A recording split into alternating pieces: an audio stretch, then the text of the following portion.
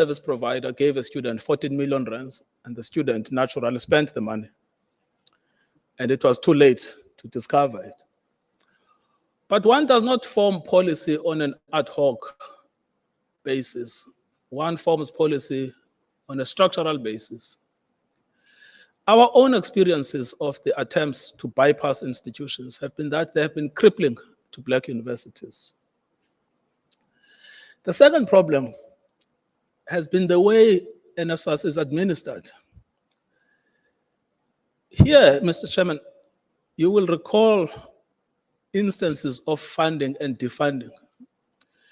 We don't understand how NSFAS initially tells a student in January that they have funding for the year, and then in June tells the same student that they do not have funding for the year. The consequences for us are devastating because we are not going to remove the student. The student is in residence. The student is attending class. Our policy is clear. We are going to comply with the Freedom Charter, that we are going to keep the doors of learning and culture open. If a student does not have money, we will create a free education zone. But we cannot do this if NSFAS chops and changes. So the way NSFAS is administered does require consideration. Let me put it that way. Finally, Mr. Chair, I want to say that our goal is to be an impact and access university. We want to educate children from working class and rural backgrounds who will not have access to tertiary education without us. Many of the members of our council have come from the same background. I myself would not have been able to go to university had it not been for the old UNITRA. But the structure we have created is limiting the possibility for us to continue achieving this goal. I've spoken about challenges. There's some good news too, Mr. Chairman. 2025 has been a special year for us. We are beginning to see the fruits of the hard work that our academics have done, work that began 5 years ago to restore the academic integrity of the university. You'll remember that we were seen in the news with qualifications that have been de-accredited. There is not a single qualification today that we are offering that has not been accredited. Obviously, we did not do this alone. We want to thank the South African Qualifications Authority. We want to thank the Council on Higher Education, including DHET, for helping us navigate turbulent waters. On the 18th of June, 2025, we achieved the impressive ranking of being number 5 in South Africa when measured against impact under the United Nations Sustainable Development Goals. And these rankings were independently verified by the prestigious institution, the Times Higher Education. And they were a consequence of an intentional strategy that we want to be a university that seeks to positively impact those that we interact with, to transform the lives of the students that walk through our lecture halls, and to stand head and shoulders in Africa, for Africa, inspired by Pan-Africanism. We want to pursue this goal. We want to deepen this goal. We want to work together with the Portfolio Committee to confront the external constraints that threaten to derail us. Mr. Chairman, thank you very much. Professor Lennington will deal with the detail. Thank you very much. I'll give you an hour from now. I see a presentation is Honourable Chair, thank you. I was practicing this morning and I was getting a sweat trying to finish it in 40 minutes. Honourable Chair, honourable members, members of Walter Sisulu University, our council, our stakeholders, good morning. I'll try not to repeat many of what the Chair of Council says, and I want to thank him for his eloquent opening, which really did highlight many of the issues. In our presentation, we're going to try and answer the questions that the committee informed us they'd like us to discuss with them. So there's an overview. Much of the governance, the chairs of council has spoken to, but we'll look at that. We'll delve into teaching, learning and research, where we are, where we've come from, our infrastructure and security, finance and funding, successes and challenges and interventions. So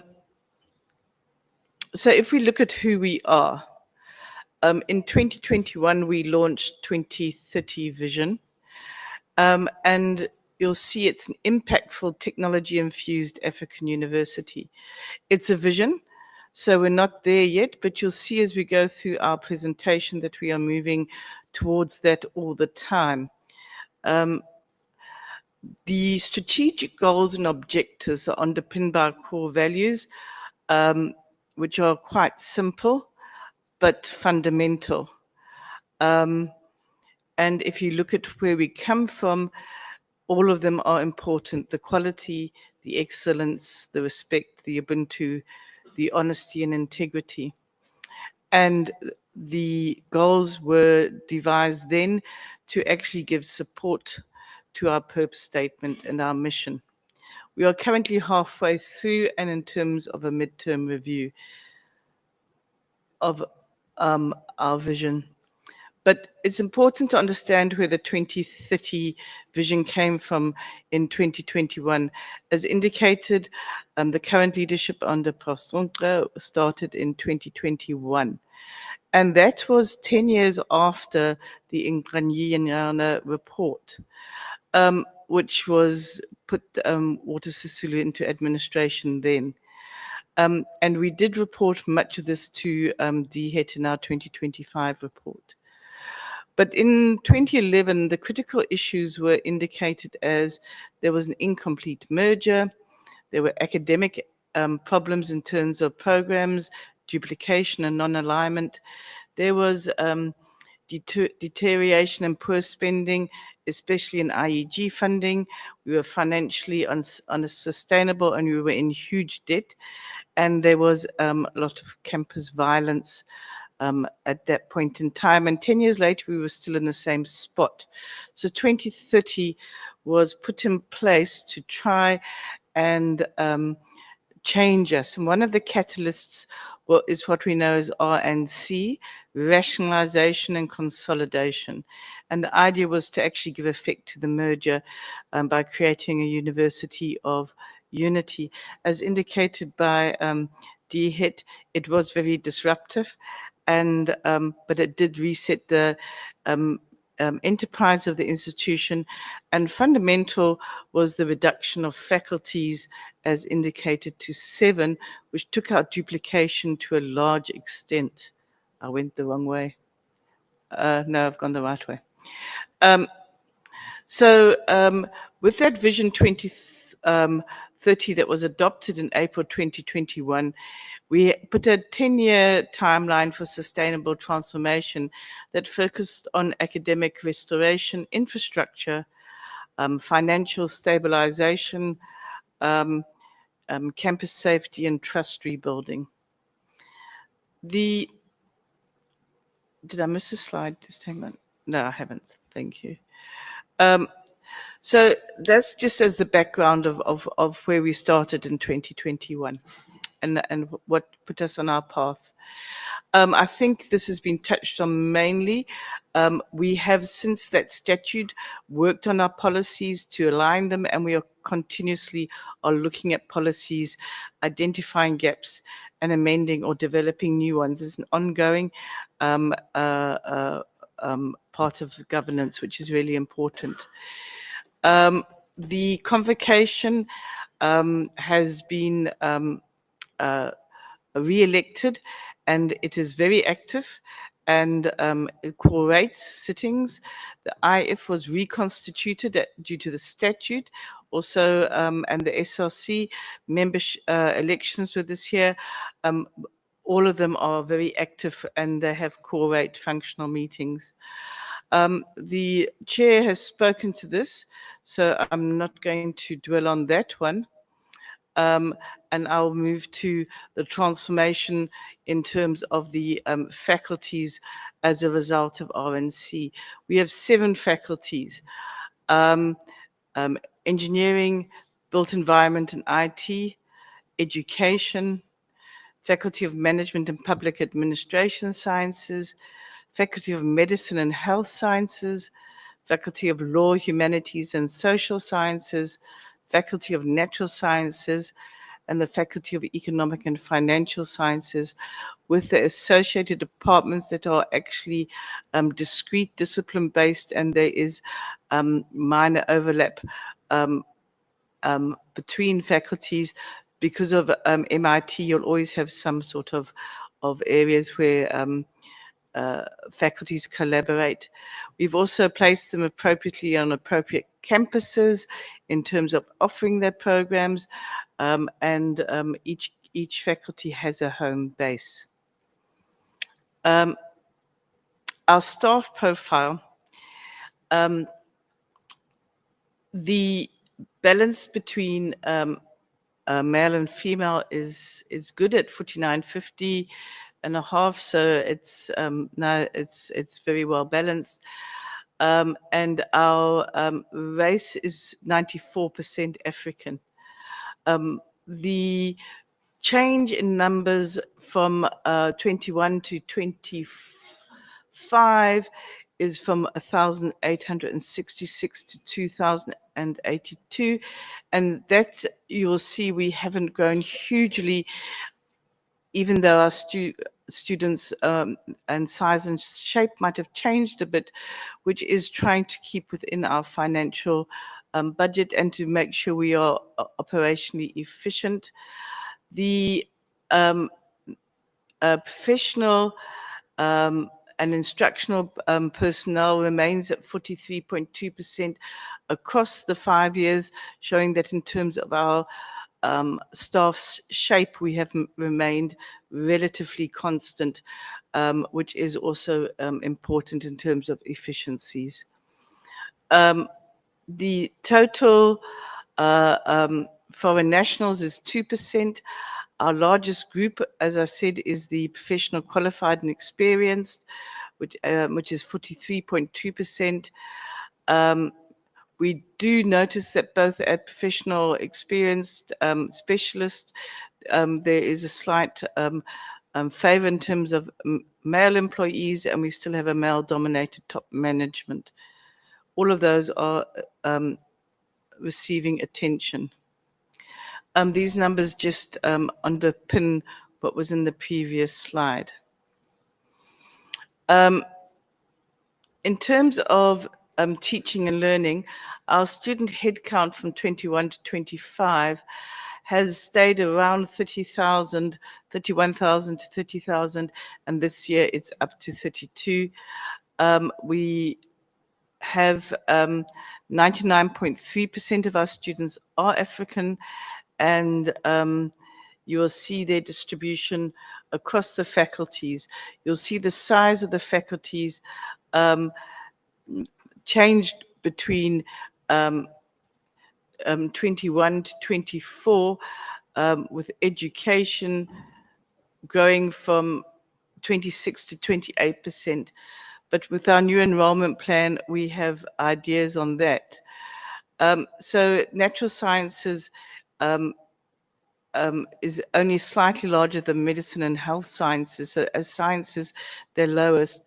The highest faculty is education, and management and public administration sciences, the second largest. We are stabilizing those numbers and growing the sciences in the next 5 years. But in terms of our enrollment plan that we got back last week, as approved by DHET, our big change is to go into the postgraduate area to support our whole research and our academic PQM into the future, and to make sure we take up that role of an impactful university. Our success rate has dropped from COVID, as I think everyone had those funny numbers in COVID. But we're happy with the 83%, but not so happy that we're not doing something to improve it, because as we go along, we'll see our graduation rate is about 20%, a little bit below the national average. But as always, when we get to the cohort, we'll see the actual issues there. So in terms of our graduates, we have more female than male graduates, which also needs attention. And most of our graduates are actually African. The numbers were up during COVID, but they've stabilized down to about 6,000 per annum. So let's look at our cohort study taking the 2021 intake. If we look now, the 2021 intake cohort would be N+1. Of that, 60% graduated, 14% were retained, and there was a 27% dropout of the 12,000 students that more or less that enrolled in 2021. And it's that dropout that is of concern. The 22 cohort, which is minimum time, currently we have 33% that have graduated, 43 still in the system. Many of them will graduate this year. Our dropout is at 24. Again, that's where the concern is, but that is N. So we actually expect quite a large graduation at the end of this year of that cohort. So what really bothers us is that dropout. We've got quite a lot of interventions, and they're actually based on data analytics. So we've done, and I must thank the PME for that. We've done quite a lot on our graduate survey in terms of employability. We've done a dropout survey, we've done our stopout survey, we've done a student experience survey, and we've done at undergraduate and postgraduate level. So we actually have quite a lot of data to understand what is actually happening with our students. So one of the things as well as in real-time live is tracking students, having interventions before they write an exam to help them improve. And we're looking at at-risk programs, at-risk modules, and priority students in terms of interventions. And we're hoping that that will actually pick up some of the problems, not just in student success, but also in dropout. From the dropout, it was clear that there are student experiences outside their classroom. So student life isn't just classroom, that also contribute to dropout. So we're looking at how to interact there and put interventions there for the student experience. We have a student success committee, which is going to give life to a student success framework. And I think most universities have multiple student success interventions. The purpose of the student success framework is to integrate them so they actually have bigger impact on the students and they are better targeted to the students who need them. And in 5 years, I hope we have a very good story to tell. We were asked to give some insight into our work integrated learning. So we have a university policy and Senate-approved guidelines. Every faculty has coordinators, faculty assessors conduct visit. We have supervisors in industry that evaluate as well as workplace mentors. And the students also get a student guide. We were asked to highlight partner organizations, but we have 381. So if there's some queries, we can dig into them and discuss them. But we've got very strong partnerships with 10,000 students in Wool. And we're quite happy that we've got 7 in Qatar in an agreement with Hilton Hotels, which should be wonderful for our tourism. Research performance is always a lovely story to tell. We had 4 doctoral graduates in 21 and we're up to 17. and in masters we had 82, and we're up to 113. So in total, we've increased our postgraduate M&Ds from 86 to 120. And in the same vein, the research output units from 28 to 134 in terms of graduate headcounts. If we look at our instructional research staff with doctoral degrees, that has increased as with master's degrees, and the next graph will be much clearer. We have 5 NGAPs, and in terms of our full-time equivalent ratio of students to staff at 28.1, it's slightly below the 30, which we are aiming at, which is a very efficient place to be.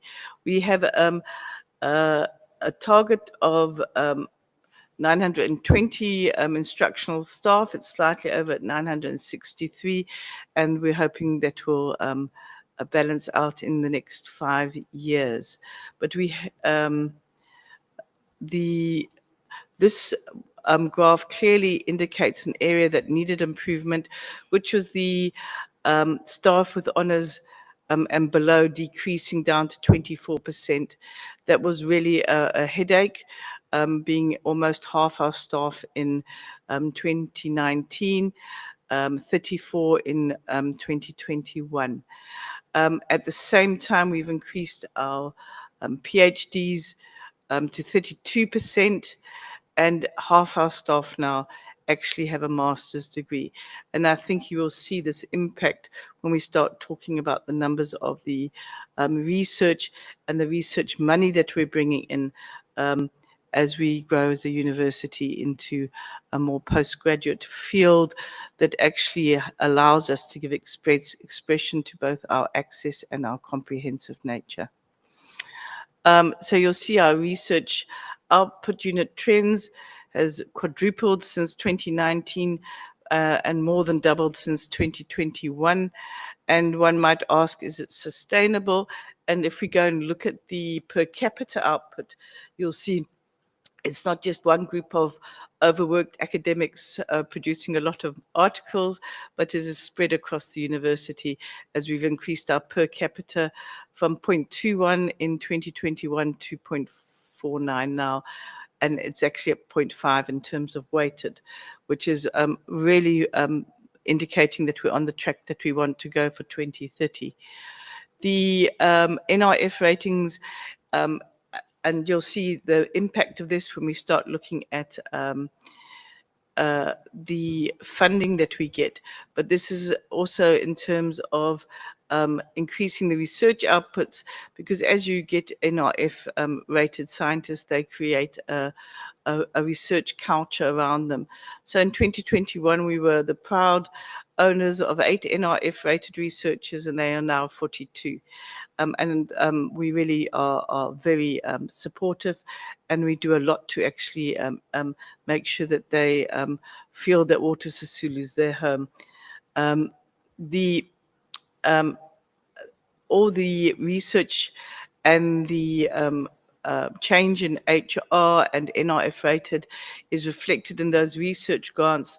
Currently in the 2024 year, we had 48.2 million total grants, whereas in 2021, it was a mere 17 million. So we've actually grown hugely, and that actually reflects the same sustainability of that research output, which people have said, haven't we grown too fast? But I think if one looks at the figures, you can see that it is sustainable. If we look at infrastructure and security, the underfunding challenges have really impacted on our infrastructure over time. And then we sort of shot ourselves in the foot because we didn't spend our IEG funds very well. So part of 2021 transformation was changing that picture around. We paid specific attention to infrastructure endeavors, and we've done quite a few renovation and new buildings. And I think the chair's been quite clear.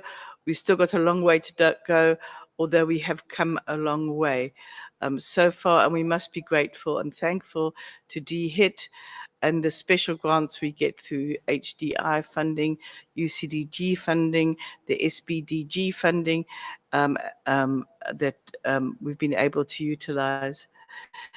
The one area which is central to student life but is not funded is sports facilities. And that's something which I think as a rural university, often in towns that aren't very conducive to student life, we really need to figure out how do we actually create better sports facilities for student life. So that our facilities weren't very nice. I'll just leave it at that. And our accommodation was not really the best. But we have really, as part of the vision, looked at modern infrastructure and cutting edge ICT. And you'll see some of the buildings that have gone up, which look much better than the previous ones, as well as some of the residence changes that we have made. The teaching halls in Mthatha are fantastic, but we still have a long way to go, and it still needs to be spread out across the whole university. So we're no way sitting on our laurels, but we can be happy that we have managed in some ways to address some of the issues. And as the chair said, there are those issues of maintenance that when something's really run down, we actually need to renovate. So yeah, but we have made huge strides. So if you look at the investment of the 412 million that was invested, at least half was in residences. And of that, a third was from council fund and 2/3 were from granted funds. If we look at student accommodation, again, as the chair of council said, we've only got 5,000 of our students are actually in our residences, which is problematic for us, especially as a rural university. And we would actually like to change that around. We have about 70% of our beds in Mthatha. A lot of this is historical from where the residences used to be, where we've got about 3,394 students in residences, but we have 16,000 that, well, it's actually 17,000 that aren't. Butterworth has 894 beds, and Buffalo City 640, with their student numbers next to them. You'll notice Kimani doesn't have any university-owned beds. Until the whole issue about the buildings and the property and the land is sorted out, we actually will not have residences there, and that for us is a concern to actually resolve those issues around the Kimani campus so that we can start making that campus a university campus in more ways than just a teaching campus. So through SHPMA, we've asked for 3,200 beds, 2,000 from Mthatha, Nelson Mandela Drive getting 600, Zamakulu and Gisa, 600 and 800 for the Faculty of Health Sciences. The Ibika campus in Butterworth, we're looking at 600, and Potsdam in Buffalo City 600. Again, you'll notice there are none there for Kimani. And we're hoping to, if we bring in those 3,200, it will make a big impact, especially in terms of our first year students, who are the students that we know are the most vulnerable. Security, when you live in towns, as part of a town, is really important. And we try and have a multi-stakeholder effort for security. It involves creating a campus environment that is safe for teaching, learning, and student activities. And we try and involve a multiple of stakeholders and a multiple of security measures, which is both physical, electronic, and security, and terrain lighting. In terms of electronic, we've got CCTV cameras. We have which go to a central control room and with 24/7 video footage and surveillance. We also have electronic scanners for access.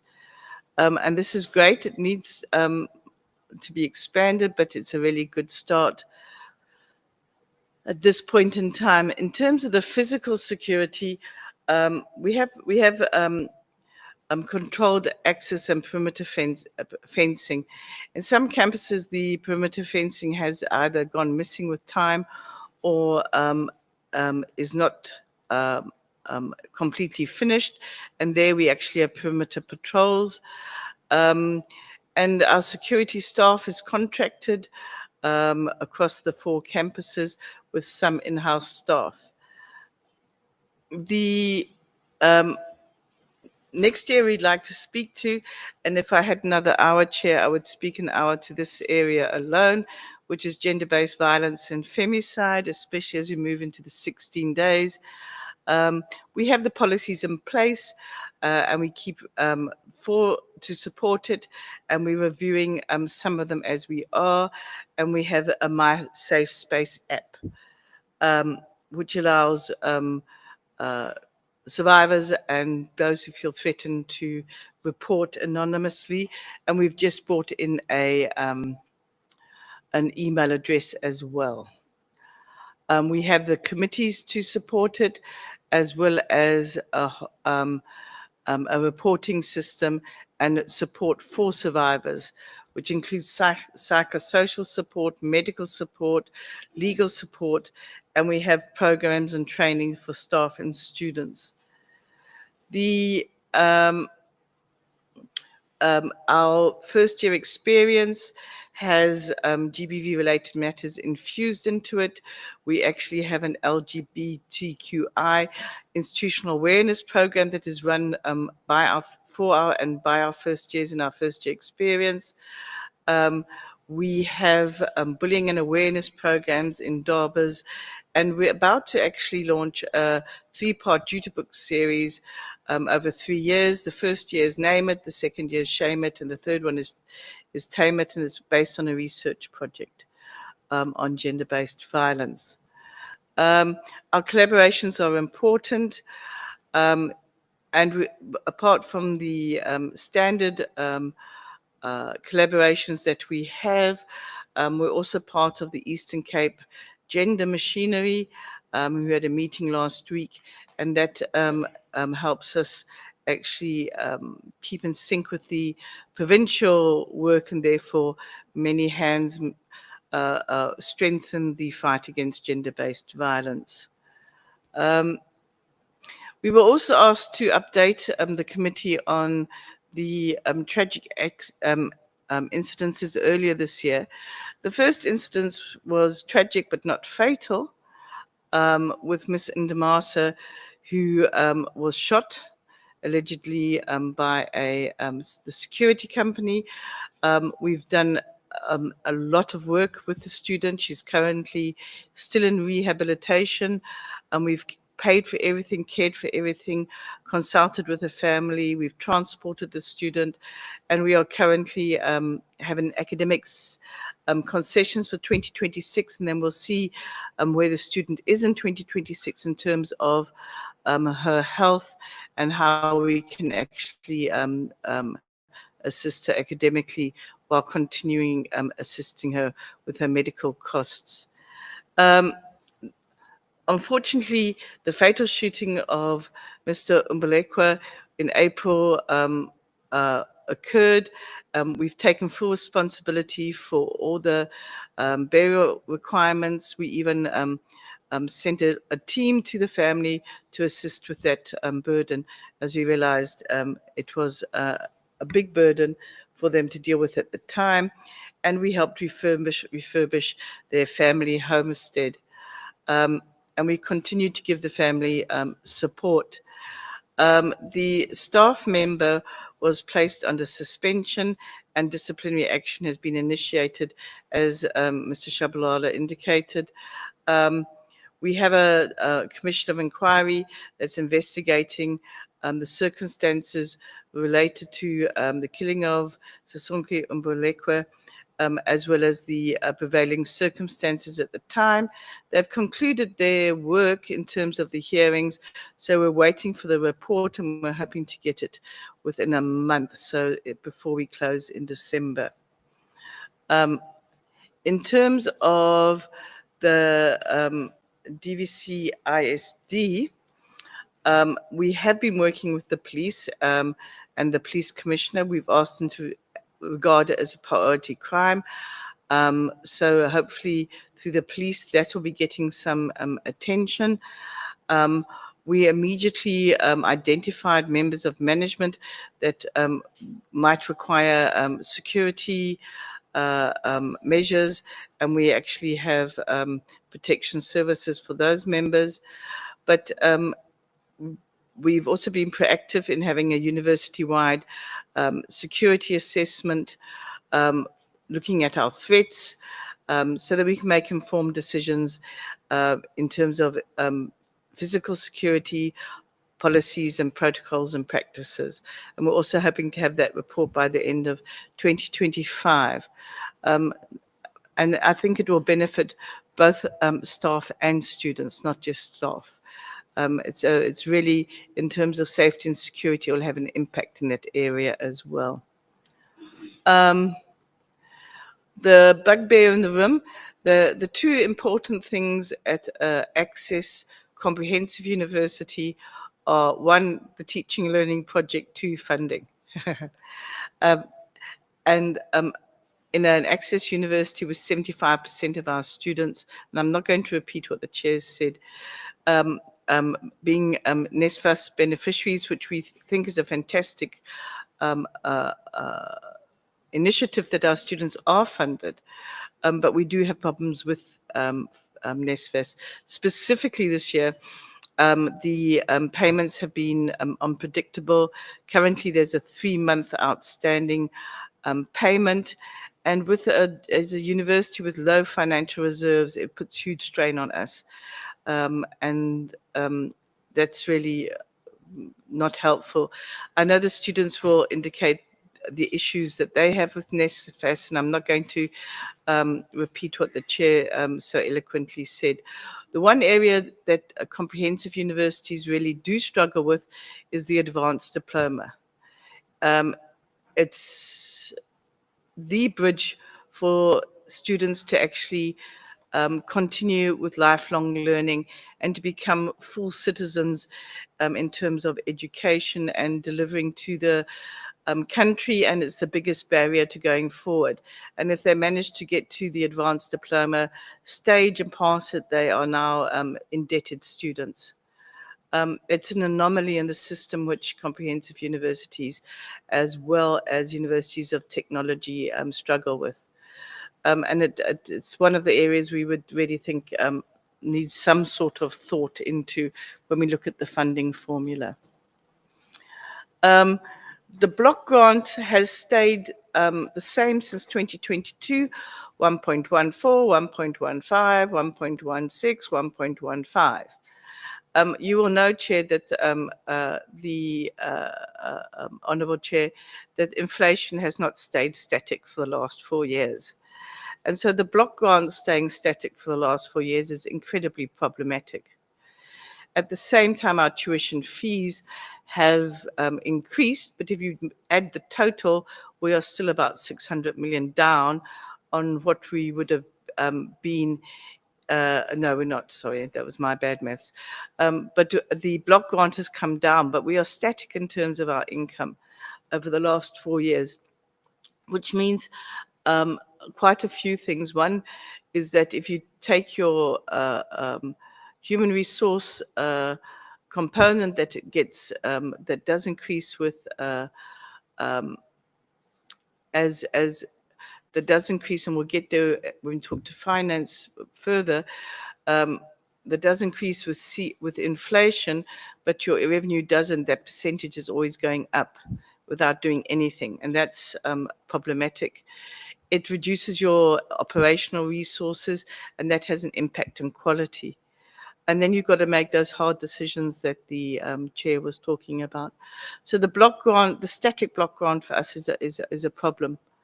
And it goes back to the funding formula as well. The block grant being all the same for all universities, no matter our historic past and no matter where we were when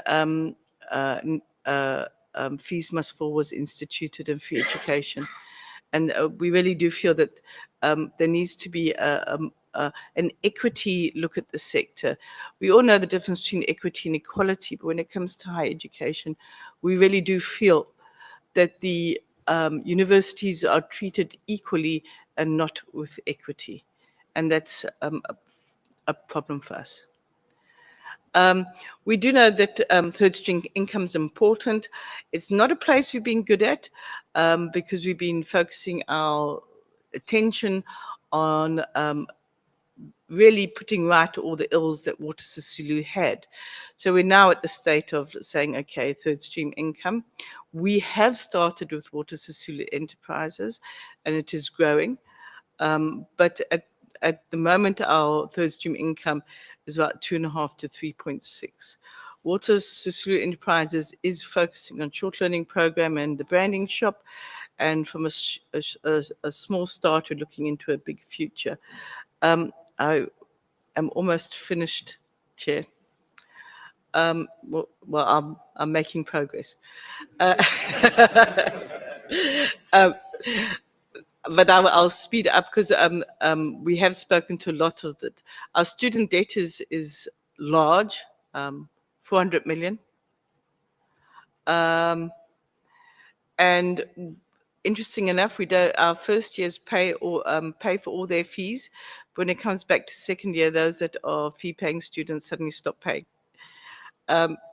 So once they're in, they accumulate debt. So we wish that they could be first years every year. But it does show that we should actually be more stringent in enforcing our policies.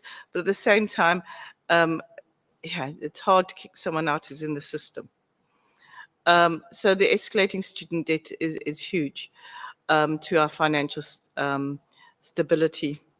Our split is registered students about 31% and unregistered students about about 1 billion at 69%. I'm not going to repeat these. That's for most of the end. They basically do reflect on what I had said earlier. The highlight on the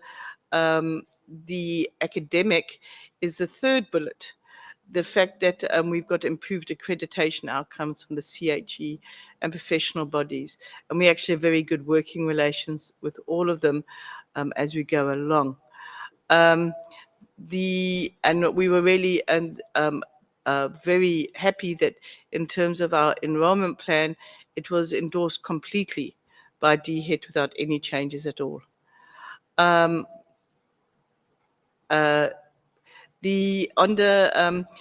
Expanded community engagement, and I will speak a little bit to that just now, it's the impact of our research activities, and we'll show you where that is. But because we have a footprint in the rural areas, we actually have the ability to make a huge impact. And you'll see that we are going that way. We just thought that since 21, we've actually managed to have a very close relationship with SAICA as an example of accreditation. And we've got the Tutuka program and a whole lot of other strategic partnerships. And we've just had our postgraduate diploma a SAICA accredited. So when we offer it, it will be SAICA accredited, of which we are really proud, as it does reflect the academic quality we have restored within Water Sisulu. In terms of research, the last two bullets are actually of interest, the innovation and IP commercialization, because it's always an area that's slow to start in universities. It takes a while to go from an idea to a concept, but we have 12 staff in prototype development, and then in strategic partnerships, especially in the medical area. We've got a partnership with the Medical University of Graz, but we have quite a few, and that's actually bolstering our postgraduate training, which is what we want to grow with our new enrollment plan. This is the one that shows we were 5th in South Africa in terms of impact, and you'll see that the areas where we've actually made an impact in terms of our research is in terms of no poverty, SDG 1, 3, good health and well-being, showing our medicines faculty impact, quality education, decent work and economic growth, and 16, peace, justice, and strong institutions and partnerships for South Africa. In terms of no poverty, we ranked 5th in Africa. In terms of good health and well-being, we ranked 7th in South Africa amongst the universities. And I think that shows that the impact we were hoping to have in our new strategic plan, we are moving in that direction. We've spoken to most of this, and I won't repeat it. In this, in terms of challenges, the first one, the profound social and economic vulnerability of our student population, has to do with not only that our students are first-time students in their family, but also where they come from, the location of our campuses, the where there's pervasive crime and violence in surrounding communities, and our need for residents, especially for first years. This is just an overview of most of what I've spoken about. There was, and as a nice summary of a challenge and intervention, the one I wanted to look at was student welfare, where we are actually trying to change that student experience around to a large extent. And then we've spoken to financial stability. And most of what's in here has actually been indicated by the chair. And again, just what we would really like to see changed is the policies on funding and the fee framework, resources for infrastructure and maintenance, and a recognition that universities in this country should be treated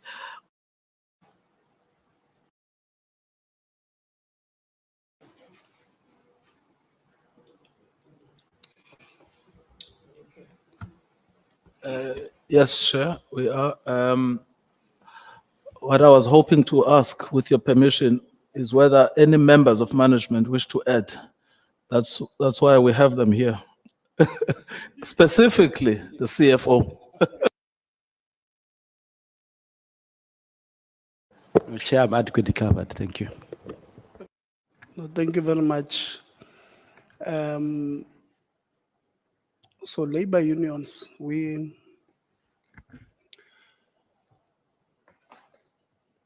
just received a presentation from ABSA now. And when we wrote to yourselves, you said you must do a joint presentation because your presentation represents labor and not a specific union. So what we don't do is because you go to certain institutions and they've got 5 unions and we don't have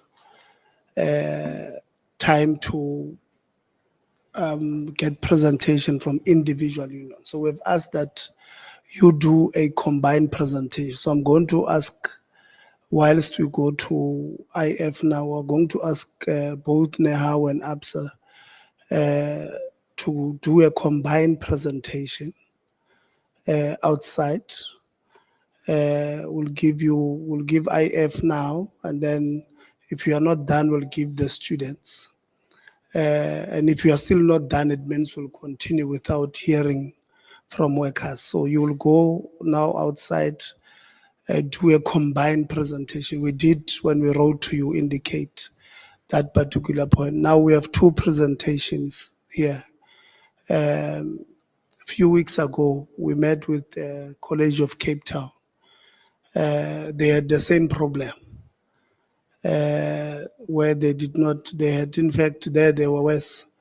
The first time we met with them, the problem was Nehau, where the province wrote to us and said the people who contributed, they are not part of leadership of Nehau. We went to them on the 5th of November this month. In the presentation, they wrote Nehau 1 and Nehau 2. We told them we don't take that presentation. So we want to appeal with you, Nehau and ABSA, just outside here, combine the presentation, give it to us. Normally we don't take presentations late, but because we want to hear from a worker's perspective, what are the issues at Walter Sisulu. So if you can just step out, maybe 10 minutes, workers' issues, just edit one presentation and add others, as long as you can agree that, because I'm going to give you 15 minutes. One takes 7 minutes, 30 seconds, the other takes 7 minutes, 30 to present. If the problem is about that part, and then you send it to us, we'll send it to members. So I'm going to give institutional forum, chairperson of IF. Thanks, Chair of Council and Management for a presentation. Chair, I hope the department and NSFAS had the issues you have raised. IF? Mr. Chairman, IF is here. I'm not sure if they can. They can present from. You don't have their presentation there.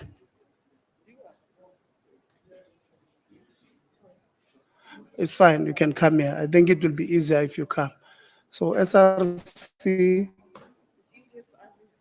Yeah. SRC. You don't have the SRC presentation. No. Yeah, you don't have the IF's one. Okay, no, it's fine. Yeah.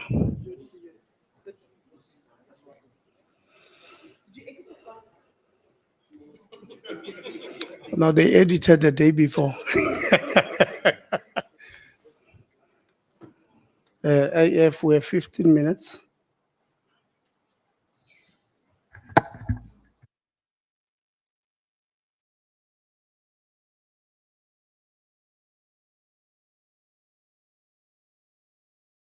We have 15 minutes, IF.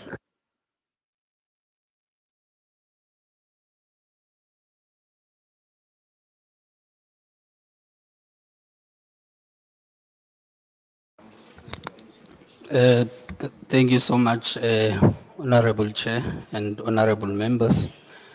As we begin, just few points as well for noting. We are a newly constituted institutional forum structure in which the process was completed on the month of October. Two, we also do appreciate that there were concerns, especially on our first meeting that we held, to say we have 19 members, and out of those 19 members, 17 of those members are males, and only 2 are females. So the resolution of the meeting was that we write to structures just to inform them of that issue, of which we did. We also do understand that there is no legal obligation for structures to make any changes, but we also raised the point from a moral point of view. So those are just 2 issues I wanted to share just as we move with the presentation. So the first point we wanted to share is around the issue of institutional culture and climate. So firstly, we do understand that the institution is a dynamic ecosystem with different interest groups who pursue different interests. So on this part, we then also understand that we also have a public responsibility because we are a public good. So we have identified that because of these different interests and agendas and responsibilities, we have a multifaceted mission where sometimes academics, their concern is only knowledge production. The interest of administrators is service. The interest of researchers is just research and innovation. So in most part, you'll find that there are good things that are happening within the institution, but they don't find an expression in terms of synergy in how they should be articulated from a university perspective. So sometimes doing things that are good as a department is quite not enough at a broader aspect for the university. So this, I think, we can indicate that are caused by many issues. It might be one, the issue of change management that has recently happened. So we're still getting our house in order in terms of the structure of the university.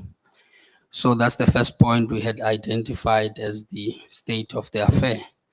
Then the second point is around governance and stakeholder participation. So the issue of policy consultation, the IF completely does participate in those. All university policies go through the IF for endorsement and advice to council. So we do participate in those. And one of the major ones recently we had dealt with is the issue of policy on policies, which governs and give the framework of how policies at WSU should be developed, should be consulted, and also the review cycle of when they should be reviewed for policy compliance. I think the second part is around the issue of statute, which was clearly indicated. In that statute, Chair, we want to raise it that there were two major strategic inputs, which I think determine the fate of our university. One is to extend council term from 2 years to 5 years, because the observation were that if you've got a council that stays in the university for 2 years, it does not even get a chance to play an oversight role in the strategy that it has developed. So I think from a governance point of view, that was the key strategic input which have done justice to our institution. Then the second one is the exclusion of internal members into convocation structure. I think also that one played a key contribution, because convocation, we said, should play a role of independence. So the view was that if there are internal members in the structure, sometimes those ideas might be conflicted by internal politics. So also on the part of statutory bodies, all structures of the university are actually active and participating in our university affairs. Consultation is made, it was made even on the issues of senior appointments, the review of the VC and the appointment of the new VC, as per the provisions made in the statute. Senate was consulted, IF was also consulted to have a view in that regard. So there is participation as made by the provision in the statute and otherwise. Also in the executive vacancies, we do play a huge role of participating in those, and also in the main sharing some of the equity challenges that the university is experiencing, so that our appointments are targeted in the main in accordance to some of the challenges we have in terms of the equity target. So we can confirm, Chair, as well, that also in executive vacancies, there is a structured balance in terms of representation. Then another point is governance breakdown risk. We also do understand that the risk committee for council plays a critical role in this aspect. We are mainly concerned with operational risk. We are also concerned about reputational risk. We're also lastly concerned about social risk as well. So because we do understand that the university is a social organ, interrelated activities. So we do trust that committee is playing an overall role, so that at most times we don't become reactive into situations, rather we become proactive. Then there's an issue of infrastructure, residences, and learning environment. So this is the issue of massification and vis-a-vis student success. Big part of what was the agenda post-1994 is to give access into institutions of higher learning.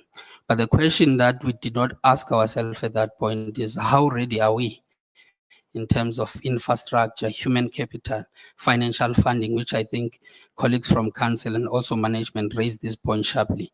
So these points, they do speak to our student success challenges, because at times you'll find that most of the reasons for retention is that students are not funded.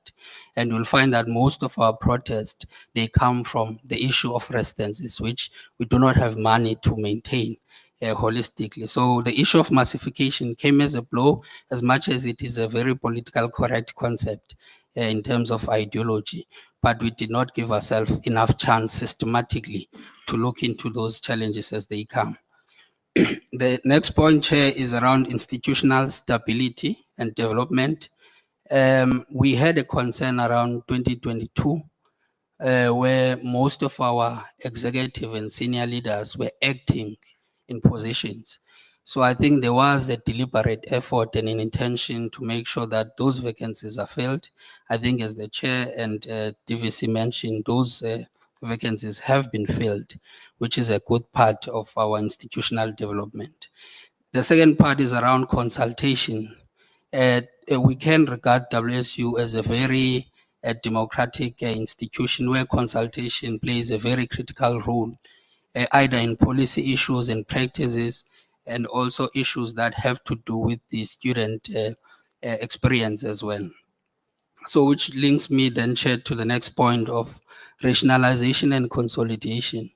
So it was indicated that RNC took 2 years, in which, in my view, it should have even took more of those 2 years, because when we talk about systematic change for a university that is 20 years from measure and 49 years from existent, it is an acceptable practice to engage through a scholarship of engagement, so that we look in the main into issues of infrastructure holistically, human resource holistically, financial implications as well, so that at the end of the day, we've got a change process that is well defined in terms of all these components. But we are glad, Chair, to say as well, we were consulted on this one. We had our view to say all stakeholders of the university must submit reports and also reflect on their views, which was done up until the final process. Then the last one was the change of organogram. In this part, we used to have a divisional model, of which now we've got a unitary model. One of those issues is that we need to centralize decision-making and accountability to top leadership within the university, so that the issues of accountability and responsibility are well defined. There is no issue of role ambiguity, which might have implication to our decision-making. We can also admit, Chair, on this one, that there are few nuances that are still there.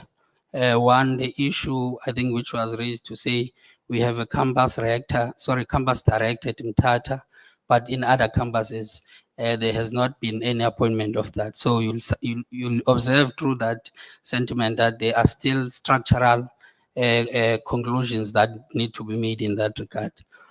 We also identified that part of that component of organogram might be the personnel expenditure that might also have an implication to our finances, which I think the university has took a stance to say academics should be 60 by 2030 and operational staff should be 40.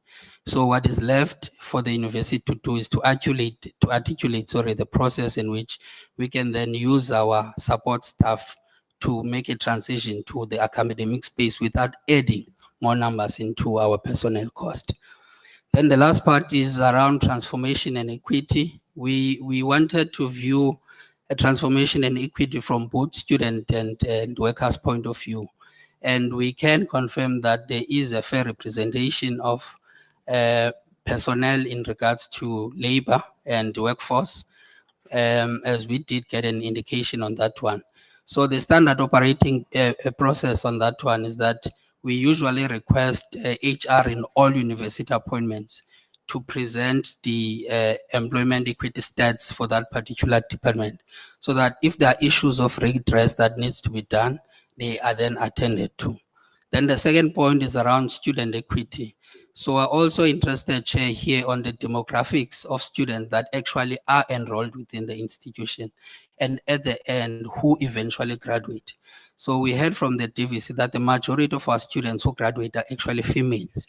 And the question now is, why are males not graduating as expected as the category of females? So those are also issues of our interest, so that equity is dealt with from a transformation point of view.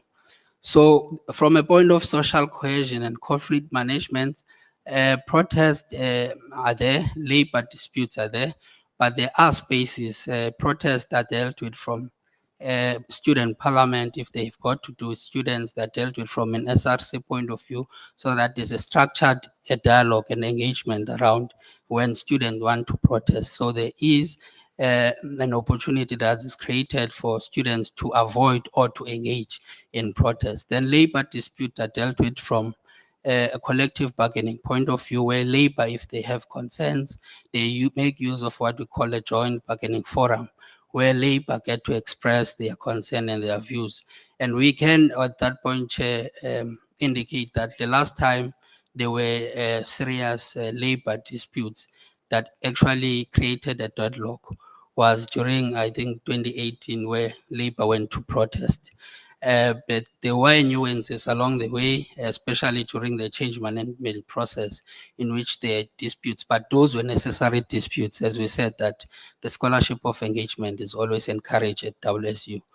Then governance conflicts are also dealt with. I think our council on that part is also doing a great job to understand that their judicial role is to make sure that there's stability and peace within our campuses and our institution. Thus far, Chair, they have been proactive in that regard, in making sure that those things are dealt with.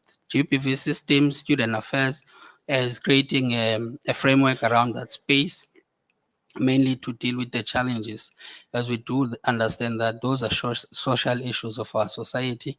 So we understand that part of the parts that speak to student success are also issues outside the classroom, which also takes me to the next issue of security as well.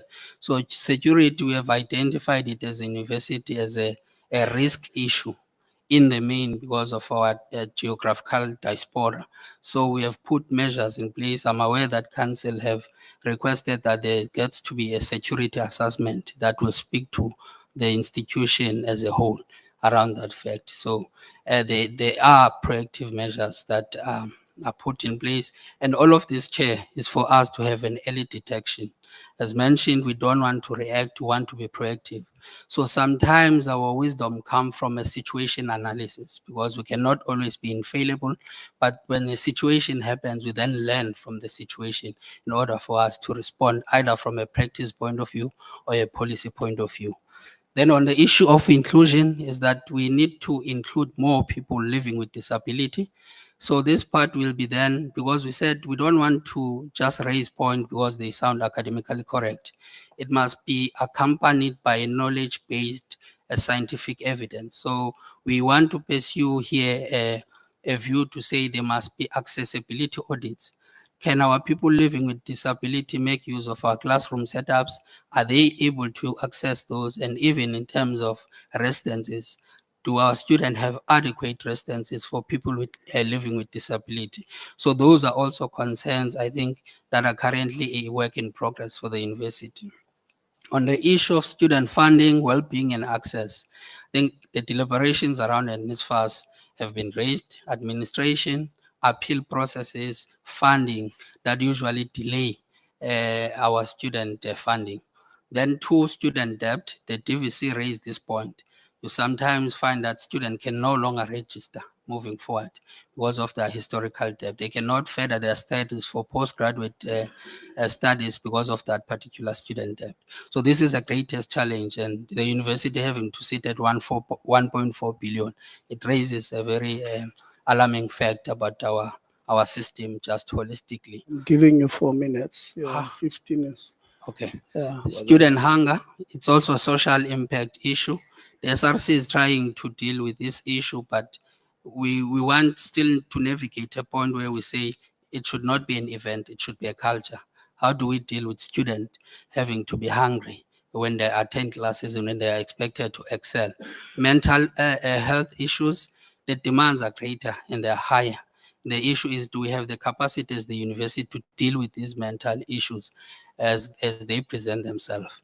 So on regards to transformation structures and policies, there are committees and there are policies in which request us to comply, and they are implemented. Yes, at times we need to question the issue of efficacy and efficiency around how these policies are implemented. Then on the issue of institutional moral, trust levels, trust is a process, Chair. We will not lie and say all is good and well. We are in the process of learning to trust each other as stakeholders. Also, on the part of communication, trust mainly is created by explicit, transparent communication, which we are also trying to speak into that part. Then the last part is around strategic direction. Do we all understand where we should go, how we should go, and how we get to that point? Then that is the role of IF as defined by the Act. I think we all know that part. Then the current composition is that we've got 2 council representatives in IF, 2 Senate reps, 2 EMC reps, 1 Equity Employment Committee rep, 2 non-academics, 2 academics, 2 convocation, and 4 labor representatives and 2 ISRC representatives. So as mentioned, Chair, that is the most engaged structure in terms of dialogue and discussions within the institution project. So the recommendations for the university to take forward is project packaging. So with this one, Chair, we're saying, let us adopt the best practices, not benchmark the best concept.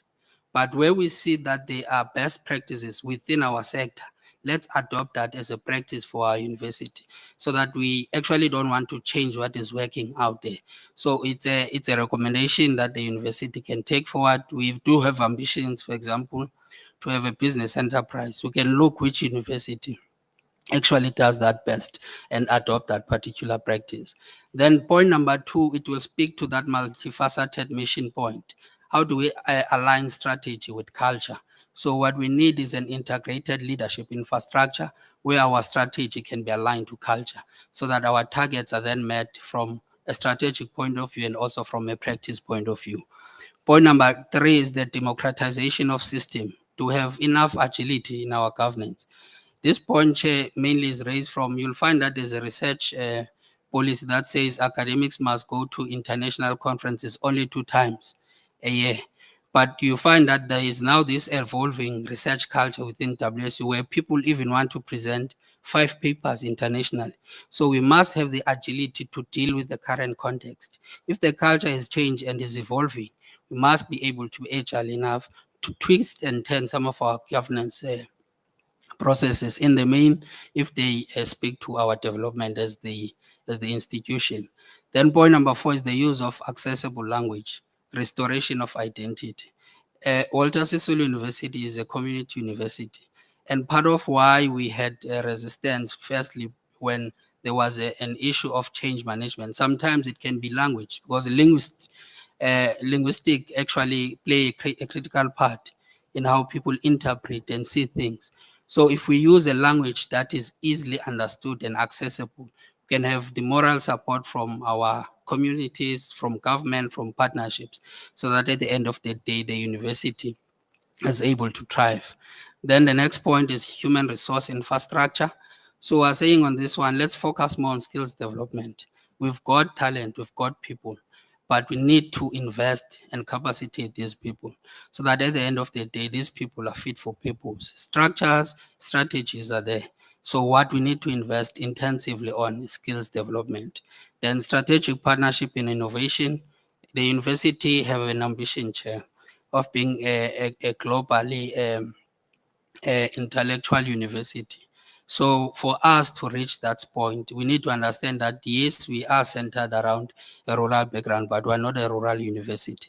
So our partnerships should be in line with all the global big players around the world. That will then give us that opportunity to collaborate. Then the second of last point is monitoring and evaluation. Fortunately, we're in the 5th year of strategy.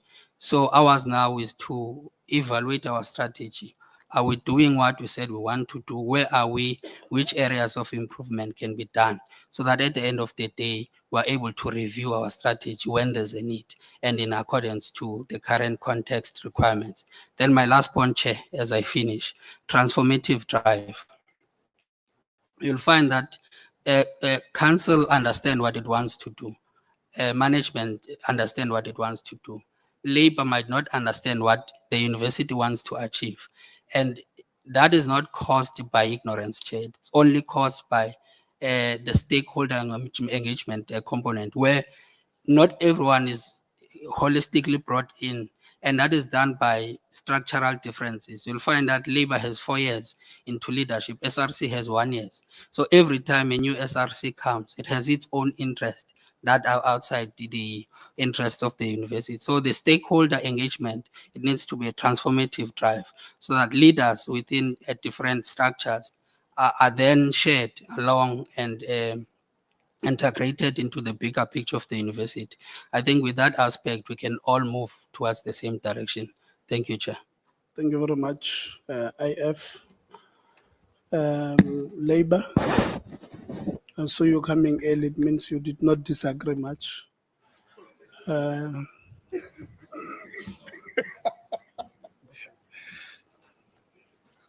Connected.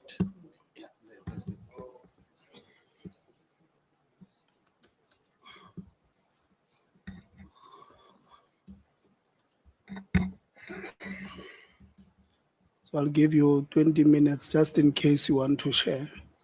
I see you said you are the chair, the secretary. I see the secretary of APSA is coming, so it means you want to share the time. So I'm going to give you 20 minutes, you share equally. Yes.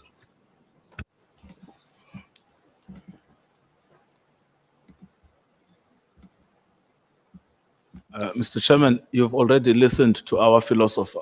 These two are going straight to the point. Hey, Chair, you must protect us. You can see what is happening. Chair, I'll also request that after the State of the Nation address by the President, I'll request EAF and the ANC combine their presentation when they want to engage on a report. On a lighter note, Chair.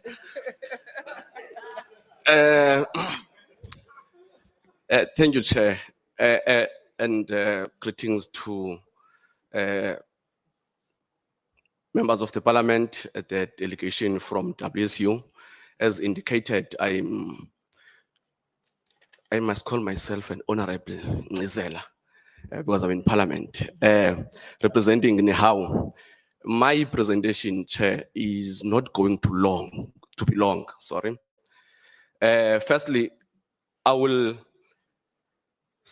summarize the first slides on the historical context, workers' challenge, recommendations for the future, as guided by this Parliament.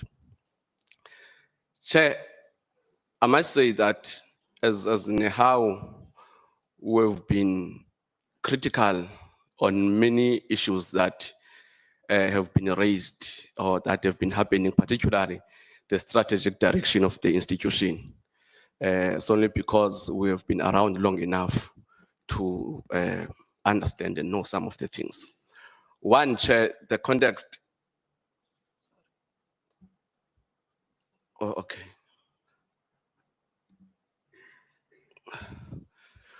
Yes. The context, Chair, that I want to come up with is not going to be long, but it's based on the 4 points in the main, which has been alluded by the speakers. One is the financial context of the institution. Maybe I must just get into it. Chair, you will understand that when even the department indicated that Walter Sisulu is as a result of 3 institutions that merged from the UNITRA and the technicals, which means talking about the academic programs and the vocational programs. One fundamental issue, Chair, was the financing of the project of merger, which in submission, the institution submitted about 1.4 billion as a budget. But for some reason, the institution was given 400 million over a period of 3 years. That's number one that you need to take into consideration. Number two, which is a fundamental issue, was the issue of the program offerings, because you are from the vocational side and the academic side. It means you need to have a PQM that is viable programs that at least are revenue generating and responding to the socio-economic needs. As indicated clearly, I think that's number two that you needed to inform your decisions moving forward. The third one is the issue of the governance model, or one management model, where you are proposing to move away from a divisional model to a unitary model at the time.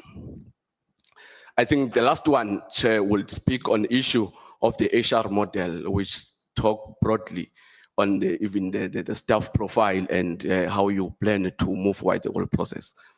I'm giving this context, Chair, because after almost 17 years, after 2005, going back to the issue of the administrator in 2011 moving forward, the institution proposed again that actually we must go back into what we defined at the time as the strategic direction in terms of the institutional direction, of which in principle NEHAWU supported that, to say this is aligned with the Higher Education Policies and Act to move in that direction.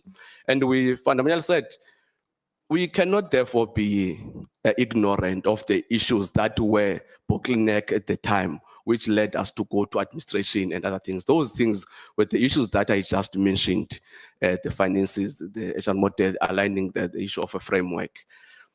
Hence, NEHAWU was, to a certain extent, viewed as an organization who is anti-transformational, and of which was not the case, because in principle, when you support a strategy, but the implementation part, that's where we got differ, how you are going to do that and achieve that. That is the context and the background, Chair, that I wanted to highlight, so that we can go straight to challenges faced by the workers, giving, of course, this is a what we call the rationalization of the institution. Then the challenges are going to speak, then what is happening currently. Currently, Chair, I was saying the instability is partially linked to the historical governance weaknesses, which I just spoke about, because we needed at least a clear transition plan from the divisional model to the unitary model. Amongst other things, Chairs, that we've highlighted is that these institutions are institutions that before they've merged were battling with its own challenges. So you cannot just drastically get out of this model and jump to this one and you find a synergy in terms of seamless operations. You need at least to have a transitional plan. I might say, Chair, that some of the problems that we're encountering now are the results of that. As a result, the proactive council, when they identified that some of the issues that the organization, which is NEHAWU, raised, they responded. Currently, the department was reporting that in the report that there was also an agent employment of campus director, which was one of the issues that we raised fundamental when the process was about to happen, to say the operational side, you need to look at it, because when you're going to put all the work to the executive deans, which are mainly concerned with the academic project, you are going to have a problem. Hence, I'm explaining that the issue of a unitary model governance, which presents challenges, which need to adopt the complex problems of WSU, so that you will know where you are going, even in the future. You won't find yourself to subject to administration again. Chair, one of the challenges that we also face is a lack of promotion pathways for support staff in particular, because universities are made of the academic and the support staff. Yes, there are initiatives in terms of the academic, even though it's not fully utilized and academics are fairly promoted, but there is a policy. But on the support side, there is still a battle to have such so that workers can have a chance to be promoted fairly.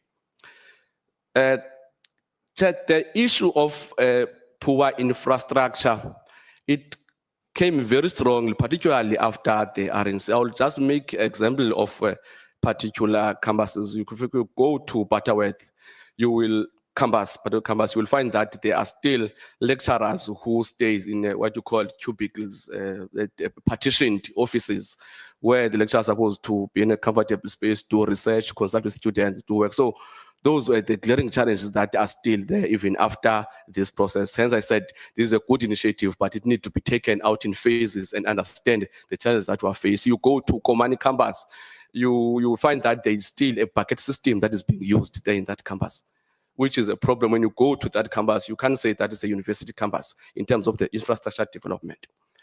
I said, initially when I was giving context, that we were critical because when the management came with this idea of how to implement the strategy of the university, they brought strange things, if I may say. Because they also suggested that the common campus must be closed down. We were not apologetic about that. We rejected that as an organization. We said it means it defeats the purpose of existence of the institution. We cannot be in a space. And there were suggestions that some programs must be taken, such as law must be taken out of Mtata to East London with whatever justification that we did not understand. And we also opposed to such because we understand the impact these programs they have into their towns which they exist on. The issue of engineering in Butterworth, we said it can exist both in Butterworth and East London. It does not need to be taken. So those were the things that we had to outright disagree, even though we have put the fundamental issues that we as NEHAWU, we feel very strong that must be taken. Also, we've noticed that the glaring limited academic freedom, particularly with statutory bodies, it has been an indication because some of the decisions, you find that senators, they also question when they're happening. For instance, there's a decision that maybe even is policy related to say academics must go and invigilate as a policy requires. Then they said it has never been engaged and entirely to the Senate and approved so that it can be understood and implemented. So we said those decisions were just imposed to say this is what must happen. Also, Chair, we've noted the issue of a few upskilling opportunities for staff. As I've indicated, the issue of lack of policy which addresses that. Chair, the issue of lack of qualified academic staff. Of course, we're in an academic institution coming from the history of the merger of these programs. We need at least a strong academic profile so that we can meet the requirements that have been indicated in terms of qualification oriented programs or work-oriented programs. Chair, there's also a challenge of delays in addressing collective bargaining outcomes, which is caused by the communication breakdown between labor and the management, of which we have raised it a number of times. There's also a need for large classes, Chair, because after the RNC, for instance, it was agreed that the home of education is Koman. And in Koman, we have a very limited infrastructure and you've got a number of students which actually get in there. So you need to be deliberate on that. Chair, please indicate when I'm left with 3 minutes of room so that we're going to the recommendations. You have Not only finished your 10 minutes. You are on 11 minutes. let me, Chair. So there will be no 3 minutes. All right. All right. Chair, let me go to these recommendations. Chair, this is the slide that I want, at least when I got out of this platform, I've shared based on the historical accounts that I've given. The unclear funding model, innovation and maintenance, which the Chair spoke about, Chair, we need the Parliament to look in that. simply because it has been explained that the HDIs, they are disadvantaged in terms of funding model. That will rescue some of the problems that we are faced with. The student unrest, Chair, it also calls for the close monitoring of the department to the institution, because some of them are a lack of capacity which need to be addressed at length. The issue of infrastructure, Chair, need to be a deliberate effort, and the funding must be injected to such effect. Review and increasing baseline funding for comprehensive university with rural mandates. I think that's a right way of putting it. Establish a dedicated post-merger recovery grant to address historical imbalances, so that we can be able to invest the funding for what purposes, so that it can assist. Strengthen the hand also governance, oversight, and accountability frameworks, as I indicated. The two last ones I want to touch on. Support academic renewal and procurement optimization for sustainability, which speaks on the two, that is the programs from our university side and the vocational side, so that you will have programs that are revenue generated.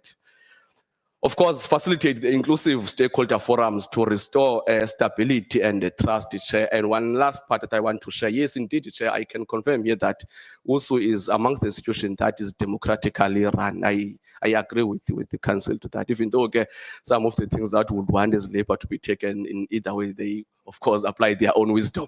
And but otherwise, indeed, there is a freedom we can express ourselves.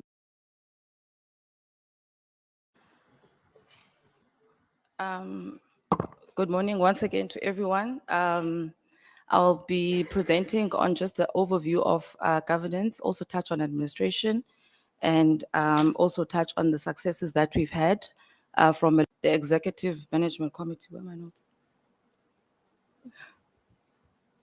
Okay, now I'll just read from okay.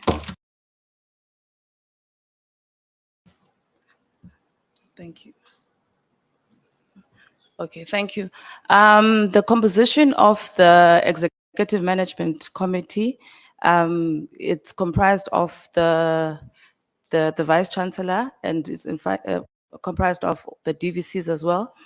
But what the workers have stressed there is that there are key stakeholders within the institution and within the executives that are not present in the executive committees. For example, you've got the Dean of Students. The Dean of Students does not form part of the Executive Management Committee, but is the one person that is directly dealing with the students. And we know that most of our problems as an institution arise from the student protests. And also the executive deans are not part of the Executive Management Committee, but these are the stakeholders that are directly involved with the day-to-day running of the academic activities and also the academic faculties. Also, the impact of RNC on the impact of RNC. RNC has indeed created a vacuum whereby you find that in terms of operations, we find ourselves wanting. When there is any disturbances in the campuses, we are not sure who to ask what the next move is. So we then have to, as labor, decide for ourselves what the next step is. There is no proper coordination in terms of operations. So in that place, we've got a huge vacuum, and most of our disagreements and our strikes, they arise from that vacuum that is created there. And the concerns of workers when it comes to the EMC is that there is a strong perception that the workers wanted to highlight that there is council overreach in terms of management decisions. For example, the council is supposed to sit once per quarter, but in WSU just this year, they've said more than 10 times. So there is a perception that there's a strong overreach in terms of council involvement in executive management. And there needs to be a clear indication on what are the roles of this structure, what are the roles on this structure, and there must not be an overlap in the roles of the different structures. Just explain the impact of RNC. What is that RNC? It's the rationalization and consolidation. So in the rationalization and consolidation, we've got the executive deans that run the faculties. But in terms of operations and when there's disturbances, then we do not know who to report to as labor unions. We find ourselves having to meet and decide whether we're coming to work if there's disruptions or not. There is no direct line on who is going to assist us in terms of any disruptions within the campus. And also with the Senate, after the RNC, there has been a reconfiguration of the new composition of a Senate. And within the Senate, there sits the HODs, the associate professors, the professors, and also the executive from the support services. But the consent from the HODs is their nature of their appointment. Their nature of appointment does not give them liberty to be able to make decisions independently. Their nature of the appointment is threatened to finding themselves having to align with decisions when they do not agree with decisions because their job might be somehow threatened at the renewal of their contracts. So we need to address the concerns that the HODs, because they feel like they cannot speak freely within the Senate and they cannot make contributions within the Senate because they are in fear if their contracts will be renewed or not. And also the concerns from the Senate members is that the Senate members feel that the council interferes with the decisions made by Senate. The Senate is supposed to advise the council in terms of what the decisions should be, what decisions should be made. But in terms of a consultation process, there is no consultation process, or probably there's no understanding of what a consultation process should be. Because in what is made to look like a consultation process is actually you being told what is going to happen without giving an opportunity to actually have a bite of the consultation in itself and have contributions within the key decisions that have been made. So that also covers the consultation process matters, and if there are contributions made by the Senate to the council, and they differ in terms of contributions, there is no other platform to discuss or make engagements in terms of the contributions made by Senate. So that is also a very key thing that was submitted by our workers who sit in the Senate. And also one of the things that the workers had stressed strongly was the term of office in the statute. Now, the question that I was asked to present to the portfolio committee is that, are you allowed to extend a term for yourself? As we're sitting here today, is our President Cyril Ramaphosa allowed to change the constitution and extend the term for himself? So the statute now has been changed and the council is sitting, extending the term for itself. So the workers are very concerned in terms of that action that was done by the council. There were submissions that were made by Labour and also other stakeholders strongly opposing this action that was taken. But like I have been saying, in terms of submissions that have been made, there is no platform to debate the submissions, what submissions will be taken into considerations, what submissions will not be taken into consideration. And also in terms of our statute does promote democracy. But as we are sitting here, we have challenges in terms of how we elect the people that are sitting in the structures. Because even as we sit now, there has been complaints that have been going through to the governance office in terms of how elections have been run in our institution. And there are reports to say that the system that we use for elections is prone and is sensitive to manipulation. So there is a possibility that the system might be manipulated, but we have not had any change in the system that we use for elections. So at this point in time, we might be sitting with structures that have illegitimate people that are elected in the structures. And we had to, as Labour, try and to calm down the workers workers because the workers wanted to take this to the gate. But we have then opted to take this in the legal route. So there has been submissions that is made to challenge the system that is used to vote. And in terms of governance, labor, the workers, they have not pleased us all with the way that we're making decisions now. It is like we are a university of commissions, whereby when decisions need to be made, we instead opt up for commissions. We are a very financially fragile university. When it comes to workers' increment, we have to fight tooth and nail. We almost had a protest this year because workers were not going to be given a chance to have their fair increment. So when it's things that have to go with governance and decisions, where decisions need to make, we spend money, big monies on commission instead of having proper governance. So now we as labor and the workers that are there every day, we watch this money being spent on things that can be spent on other things. And when we are asking for things, there is no ear for us to be able to get what we deserve. And also, there is also a very strong perception that even though there are multiple skills that are in the council currently, but there's very, very, very minimum experience in higher education. They do not have adequate experience in higher education, even though they come from the different backgrounds. And in terms of operations, I have highlighted the gaps that have been identified in administration. In terms of academic administration, we are doing fairly well, but there can be room for improvement. But we also need to pay attention to administration personnel, because the administration personnel need to be strengthened so that the overall administration of the university is actually strengthened as well. And when we went through RNC, there were policies that we also need to sit and look at HR reforms. For example, the fight that we have to fight each and every month is what we perceive as manipulation of stats and membership within our unions.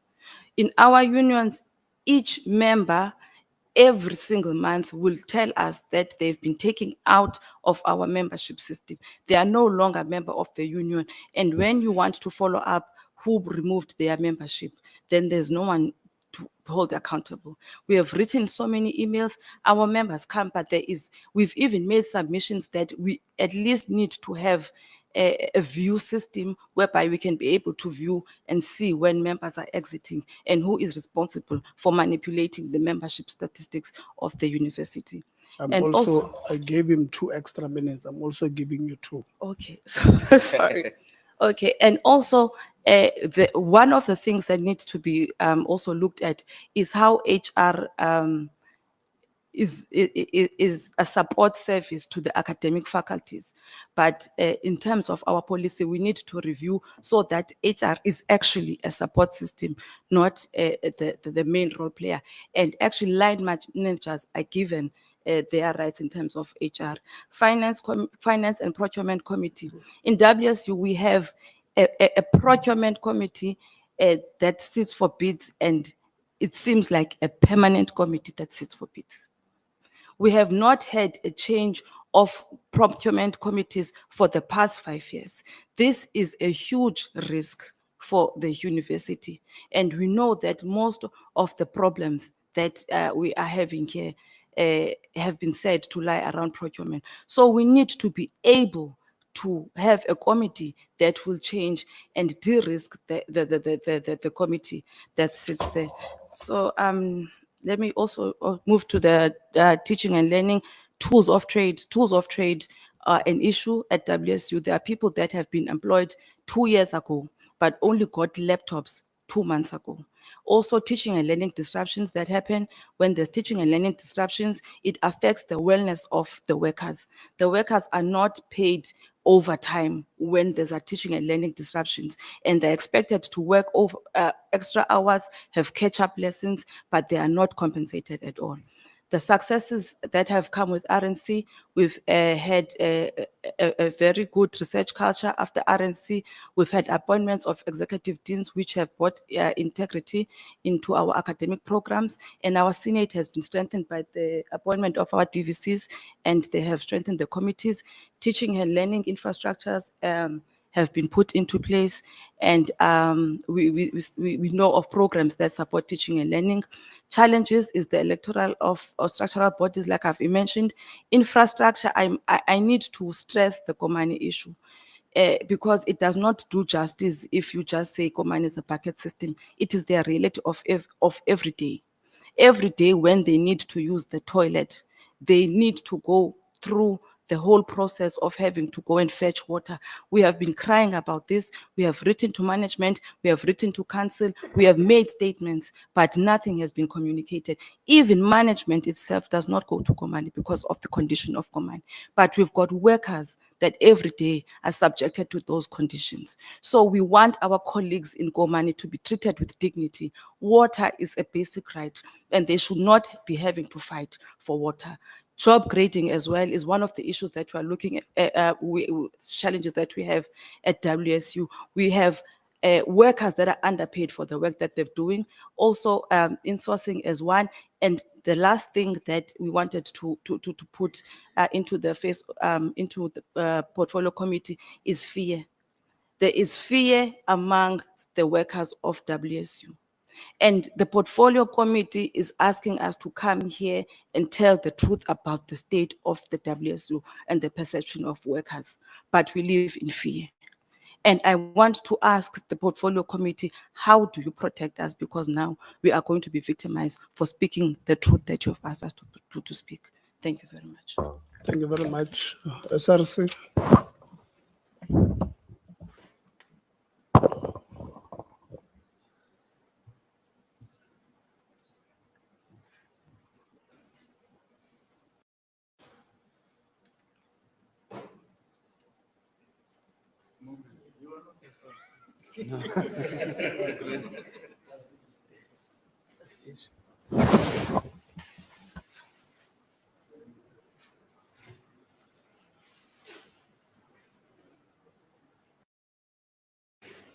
I see, President, you are looking at your president there, so don't worry. He's not going to victimize you.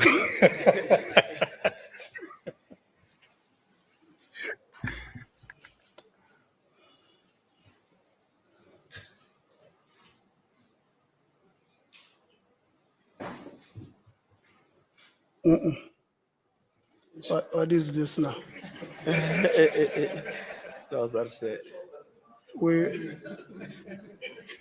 No, I think we've seen the presentation. We're fine now.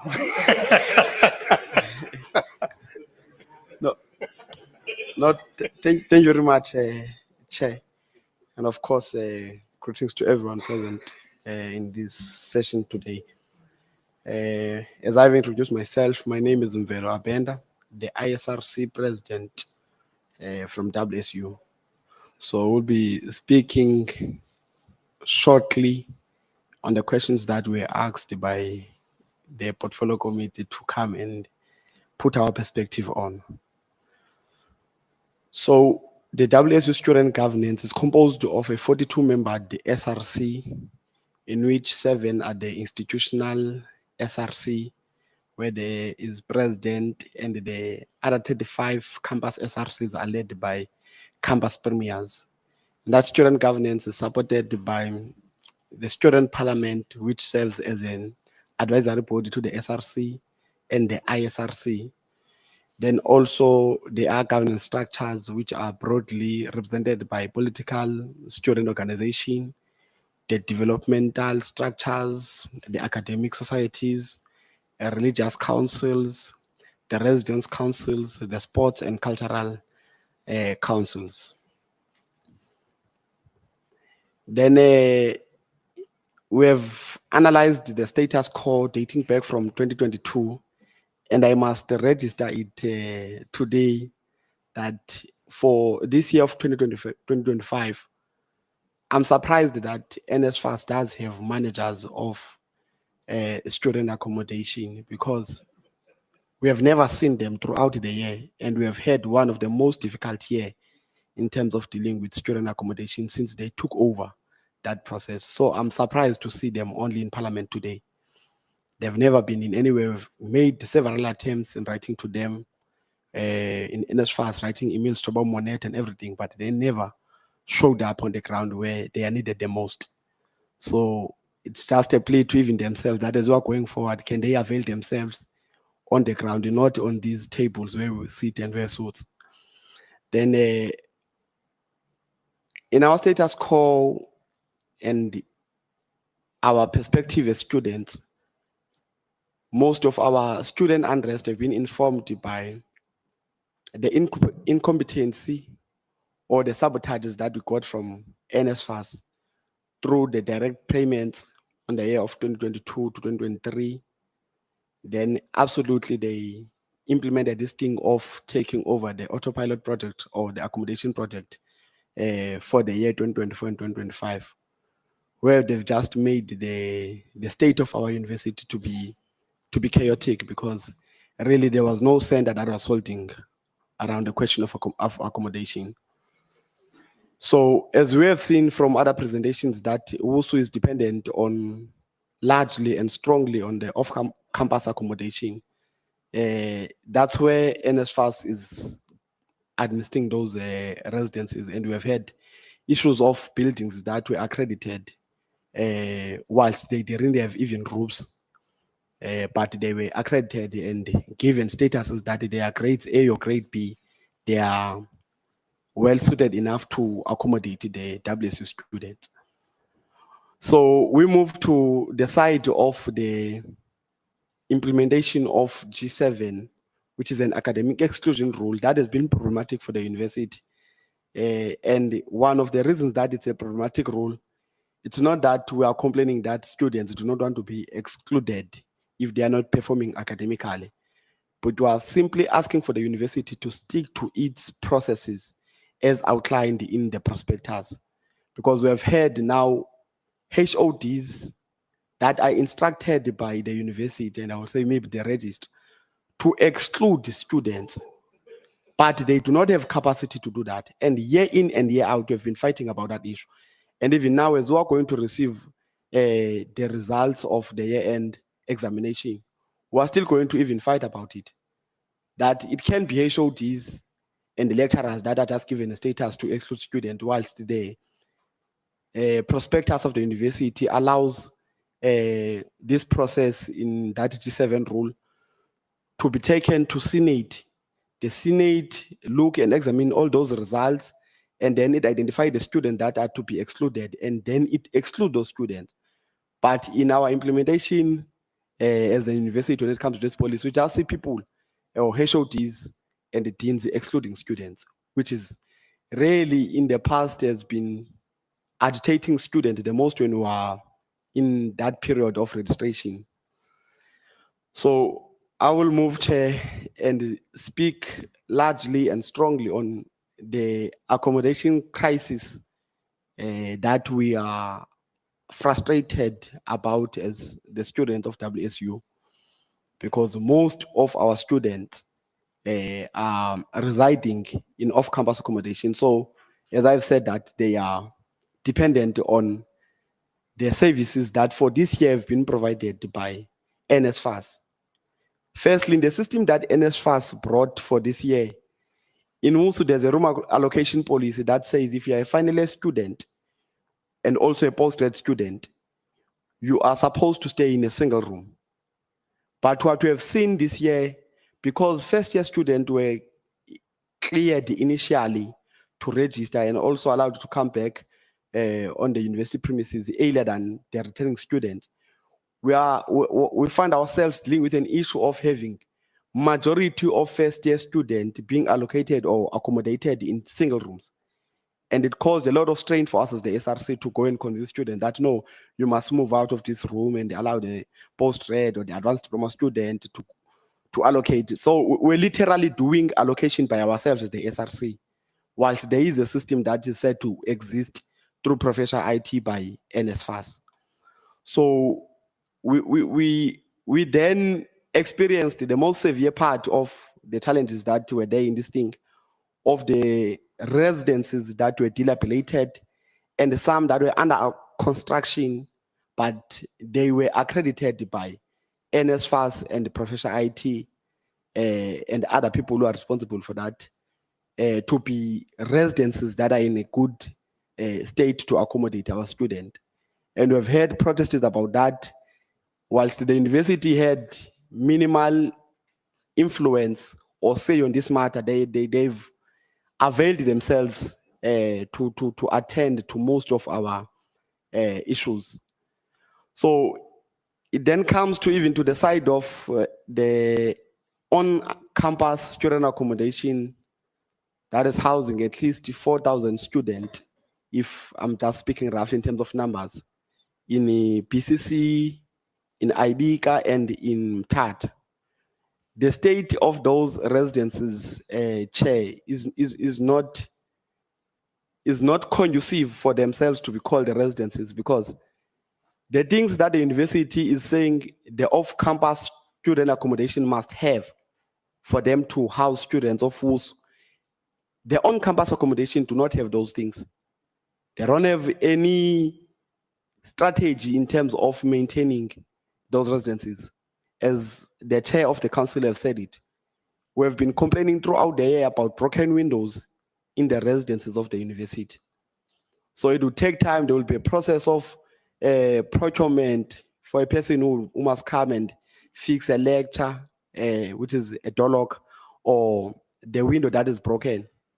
And ultimately, it can stay for even a year without being resolved.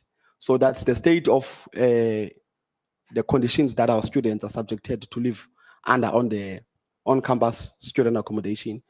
And also in Parawet, there's just no appliances.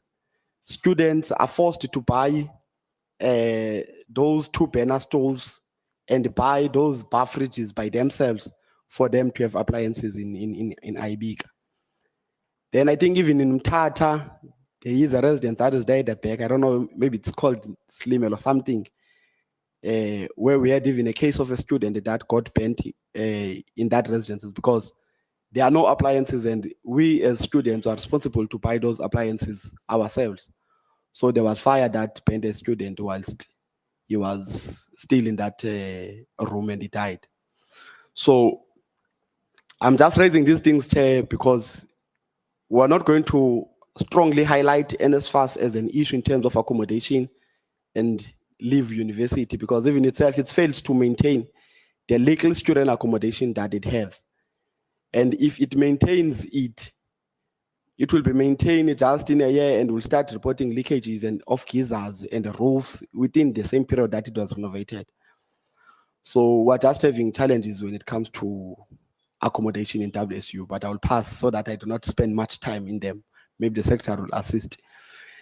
Then when it comes to the beginning of the year or the registration, we are always having difficulties with the funding delays from NSFAS and the bursaries, because the university at times would delay sending the academic results of those students to these funders.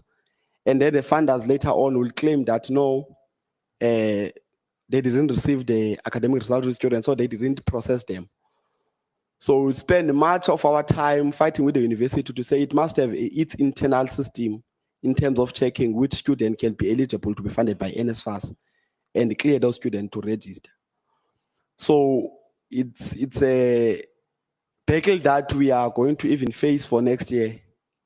At least this year, they were able to listen to us when we made such recommendations, and we had a smooth registration whilst they were still waiting for the confirmation of funded students from NSFAS. So they allowed the conduing student to register with the assessment of saying if a student has about 60% or 100% of their modules passed and they are still within the funding brackets of NSFAS in terms of the number of years that they've stayed in the system, and also their parents are under the minimum wage of 350, then they put a status of provisional funded to those students and clear them to register. And we're hoping that the university could maintain that so that it doesn't cause stress or panic to students when they are commencing the registration of 2026. So another phenomenon which is an issue, Chair, and even now, it's the issue of quota full in our university. So the university, when it admits the prospective students, it just admits everyone. And then it say the people who are to be registered, they are to register on a first come and first serve basis. And knowing the type of people or students that the university gets to attract, it attracts largely the first generation students who are coming from the previously disadvantaged families. We've had instances of Abu Makulu, they would go and borrow money to pay registration fee in Usu, because if they do not pay that money on the immediate, their student or their grandchild will see their statuses for registration being quota full and their space not being there. And we have analyzed it that the university is making a lot of money on this thing, because when it gets to pay back this money, I think we are still forcing them, even this year, to pay back the students' money that they generated from this thing from 2023. So they were still trying to circle the students of 2023, and they are still going to come and refund these ones of 2023. But the issue around this quota full, we've been suggesting that the university must have a plan, be it they prioritize the students that have good results in their applications, or the ones that have made the applications early or anything, and then provisionally admit them. If they do not register on time, they notify those students that their space will be given to others, then they subsequently do that. But for now, it's just a holistical thing. Even if they would know that engineering takes only 50 students, but would know that the university will admit plus minus 500 students, then we have that crisis of so many prospective students who would have paid money, but their spaces would be taken by those who registered under the first come and first serve basis.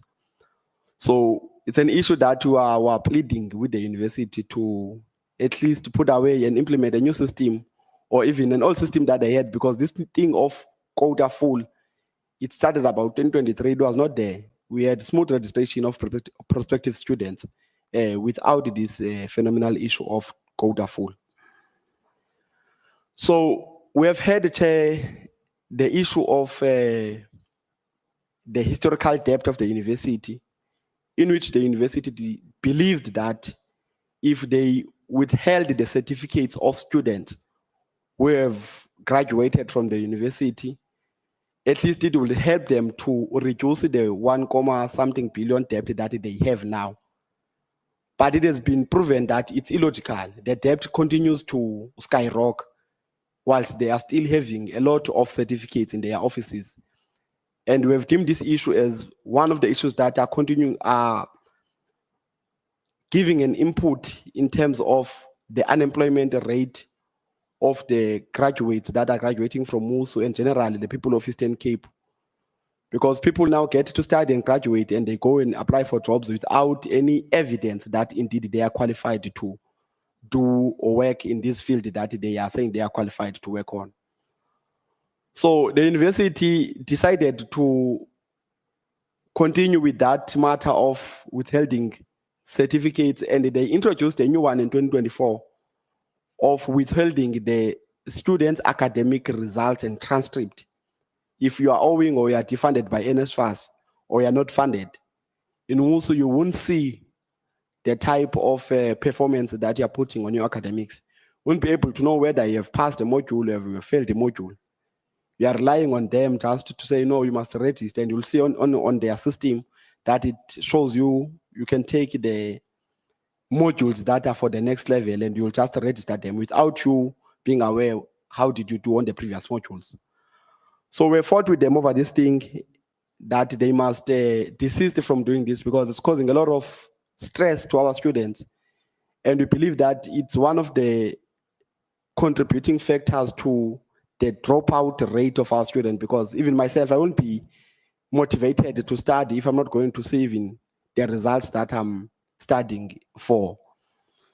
So the impact of this withheld results together with this withheld certificate thing or decision of the university, it has helped many of our students to have missed the opportunities in terms of their workplaces and to not even progress to further their studies in other institutions because they can't really produce the qualifications that they've attained from WSU. So it's really an issue that we're begging if there's anything that can be done to force the university to consider around these issues because they do not have any tangible explanation why they are doing these things. And we're continuously telling them that we are selling students an education and they pay for it. And in the midst of them being unable to pay, you then decide after that they graduated that they're not going to give them their certificates. But there seems to be no attention that is given positively to that as these things are continuing to exist within our institution. So we move to the non-payment of the refunding that were excess of the bursary payments or the changes that came from the bursary that were funding bursary students. The university has a culture of having debt collectors that are reading the students who are alumni of the university but who had debts with it. They are being located everywhere with the cell phone calls or SMSs for them to pay that man. But they are double standard when it comes to the university to refund the students who are having an excess in terms of their fees or the money that were paid by bursaries. And bursaries have confirmed that the money can be given to a student because the bursary paid according to the code that it was given to the university. But then if the university makes an adjustment and say this thing now is no longer that price and it's that money, so that the amount is due to the student. But we've been having difficulties in terms of having CFO and everyone paying back those money to students. And we are saying it's staggering because when those students are owing the university, they are proactive in terms of locating them everywhere. They're sending them to debt collectors and even increasing their debt, by the way. They got SMSs that if you do not pay your debt by this time, your debt will accumulate, I think, by 10% or something. So part of that 1.4 billion something of the historical debt, there's also this amount of money that they continuously add because people are not paying. And it's just illogical because if they don't have any money to pay or they were unable to pay whilst they were students, they can't pay if they are outside the system and they are not working. So we took some time to reflect on the tenure of the outgoing Vice Chancellor, Professor Songca. And we saw there noted the significant academic restructuring of the university and the infrastructural development that happened within our university, and I would say in 3 campuses. And also it had some governance issues or weaknesses since when the university was implementing RNC and forming this unitary model of having a university. It left campuses with no campus rectors or campus directors and managers everywhere, like across the 4 campuses. They were just there to take decisions, and there was no center of accounting for other staff members, and they can't reach the entire staff membership that they have at the level of the 4 people that they are at the executive. So they needed the campus directors that they only prioritize in Tata to have now. So they needed that thing, I think, across all 4 campuses. I'm just giving you extra 10 minutes. Okay, thanks, Chair. I'll try to So be. you have finished your time. Sure, I'll try to be quick, Chair. Okay. So we've seen, Chair, under the term of VC, the implementation of the rationalization and consolidation that I think we're all speaking about, which is a successful amalgamation of the former what you call Transkei Technikon and the Border Technikon, and also the University of Transkei. And I wouldn't spend much time in terms of dwelling on this thing because it was even explained by the previous speakers. But we've seen new buildings that were built in Ibika and in Mthatha and also in Postem through this RNC thing. And also they've been in alignment in terms of the programs that are offered by the university through it being accredited by CHE and also the accrediting bodies. So there've been a lot that we got from this RNC thing that the VC implemented. And some of the governance risk and reputational concerns, Chair, we saw them that they are coming from the outsourcing of services that the WSU does in its tender. So I think almost everything there at WUSU is outsourced. If you need a person to buy water for a meeting of council, that would go to a tendership process and bring in a lot of people to be curious in terms of the operations of WSU. But there have been allegations and instability within the university now because of the outsourced services that are security and cleaning and the gardening and also transport services. And we are trying to pursue the university as much as we will sit in council and get an explanation that the university does not have capacity to insource these services. But at least we are saying there should be an attempt to minimize the risk that these issues are bringing to the reputation of the university. Because even now, if you would search about WSU, you will be surfacing to bad news about security tenders and everything, with little of the good work that has been done within the institution. So we're saying, can there be attention that will be paid there? And I think we've spoken to a phased out outsourced program whereby they will have to implement an insourcing of these services that we were speaking about. So we've seen that this thing of tenders in WSU, it does have a lot of network, and it will go to an extent that it will reach even staff members and students. Because we have seen this year, amongst other things, that the company was shooting students in Mthatha. Even student had a voice around it that it must go and everything. Even before those instances of it shooting students happened. So the instability within the institution is severely caused by these outsourced services, which are as a result of, I think, the university not having capacity to do these things by themselves. Then, Chair, we're having an issue of the university again reducing the staff or the personnel, the number of security guards that are within our campuses, and that reduces the security of our campuses. We've had instances of gunshots in Postem of security who were fired by people who were going there to steal the cables of Transnet. So we're having minimal capacity to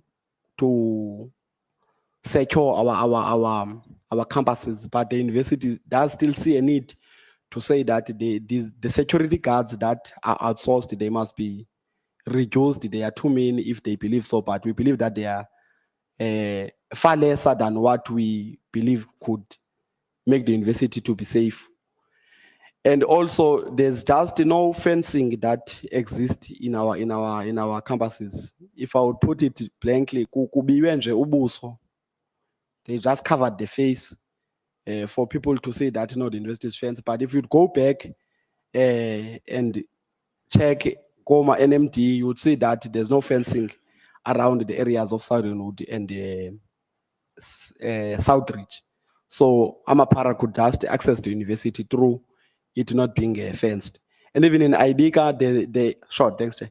Even in Ibika, there's an initiation school that exists within the campus and the farm there. So we're having a crisis of the university not being secure or not being isolated from the public. And we are asking for the university to at least attend to these things because they brings security risk, and most of the crime that happen in our campuses, they are the result of people who are not traceable, but they are just entering or having access within the campus. So I've spoken on this one of the university retrenching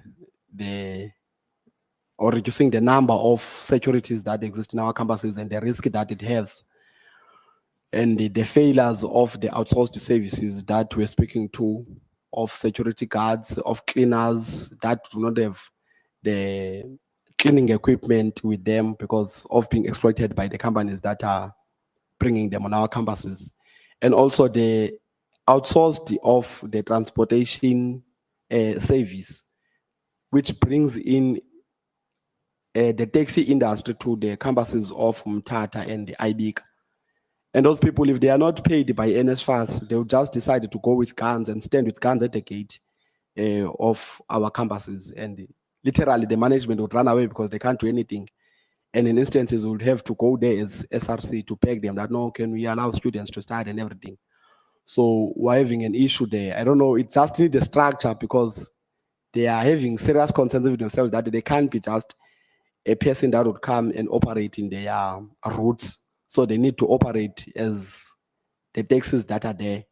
But they must at least have a structure. If they're having complaints, they must know that their complaints, they are raised through this approach. And we're asking the university to attend to that because it causes our students to panic most of the time when those guys are doing those things of going with guns in our campuses. Then I'm not going to dwell much on this one of the passing of a student because I think it's most of what everyone is speaking about of the campus safety and everything. But I would just give a background on it that it is a result of the staff politics that are even descending towards the arena of students. Because for these students to pass on, we had an EMC that attended the student issues that we raised as the SRC. And when they were implemented, we saw in Mtata, particularly the campus alone, implementing a policy of saying visitors are not allowed within the university. So that's what mobilized students the most because some of the student issues were attended, but when the university prioritized an issue of bringing an outdated policy, because that policy, I think it was introduced during the times of COVID-19. So they decided to bring that policy and it agitated students to lead that to that process that led to the death of students. But of course, we're not happy even with how the university handled the matter in terms of writing letters to say they are standing with the people who shot the student and everything. And it took time in terms of taking the public into a comfortable position of saying the staff has been suspended or the university is attending to this matter. But I just wanted to highlight the politics of staff that were happening at the time when the student got shot.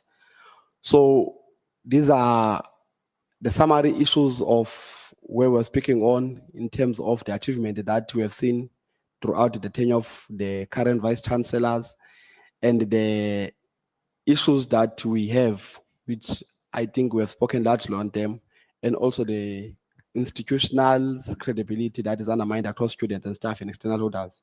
So I think Thank you very in terms of recommendations, Chair, maybe the portfolio committee will have to go through in those recommendations that we said in our presentation, but to speak largely on infrastructure development. Thank you very much, President. Okay, thanks. We still have NSFAS to respond. Oh, now I was saying I can give my time to the SRC president. no. Of the NSFAS, there's a number of issues raised by students, raised by the institution. Please respond to us before we give to members. Thanks, Chair. Thanks, WUSU executives and the SRC. Maybe to start with, let me start with the comment that was made by the chairperson of WUSU Council regarding NSFAS bypassing universities. Maybe end with it when he's back.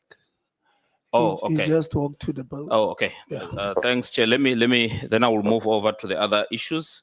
There was an issue regarding advanced diplomas, funding of advanced diplomas that was raised. We have noted that it's something that we'll also be taking back as NSFAS.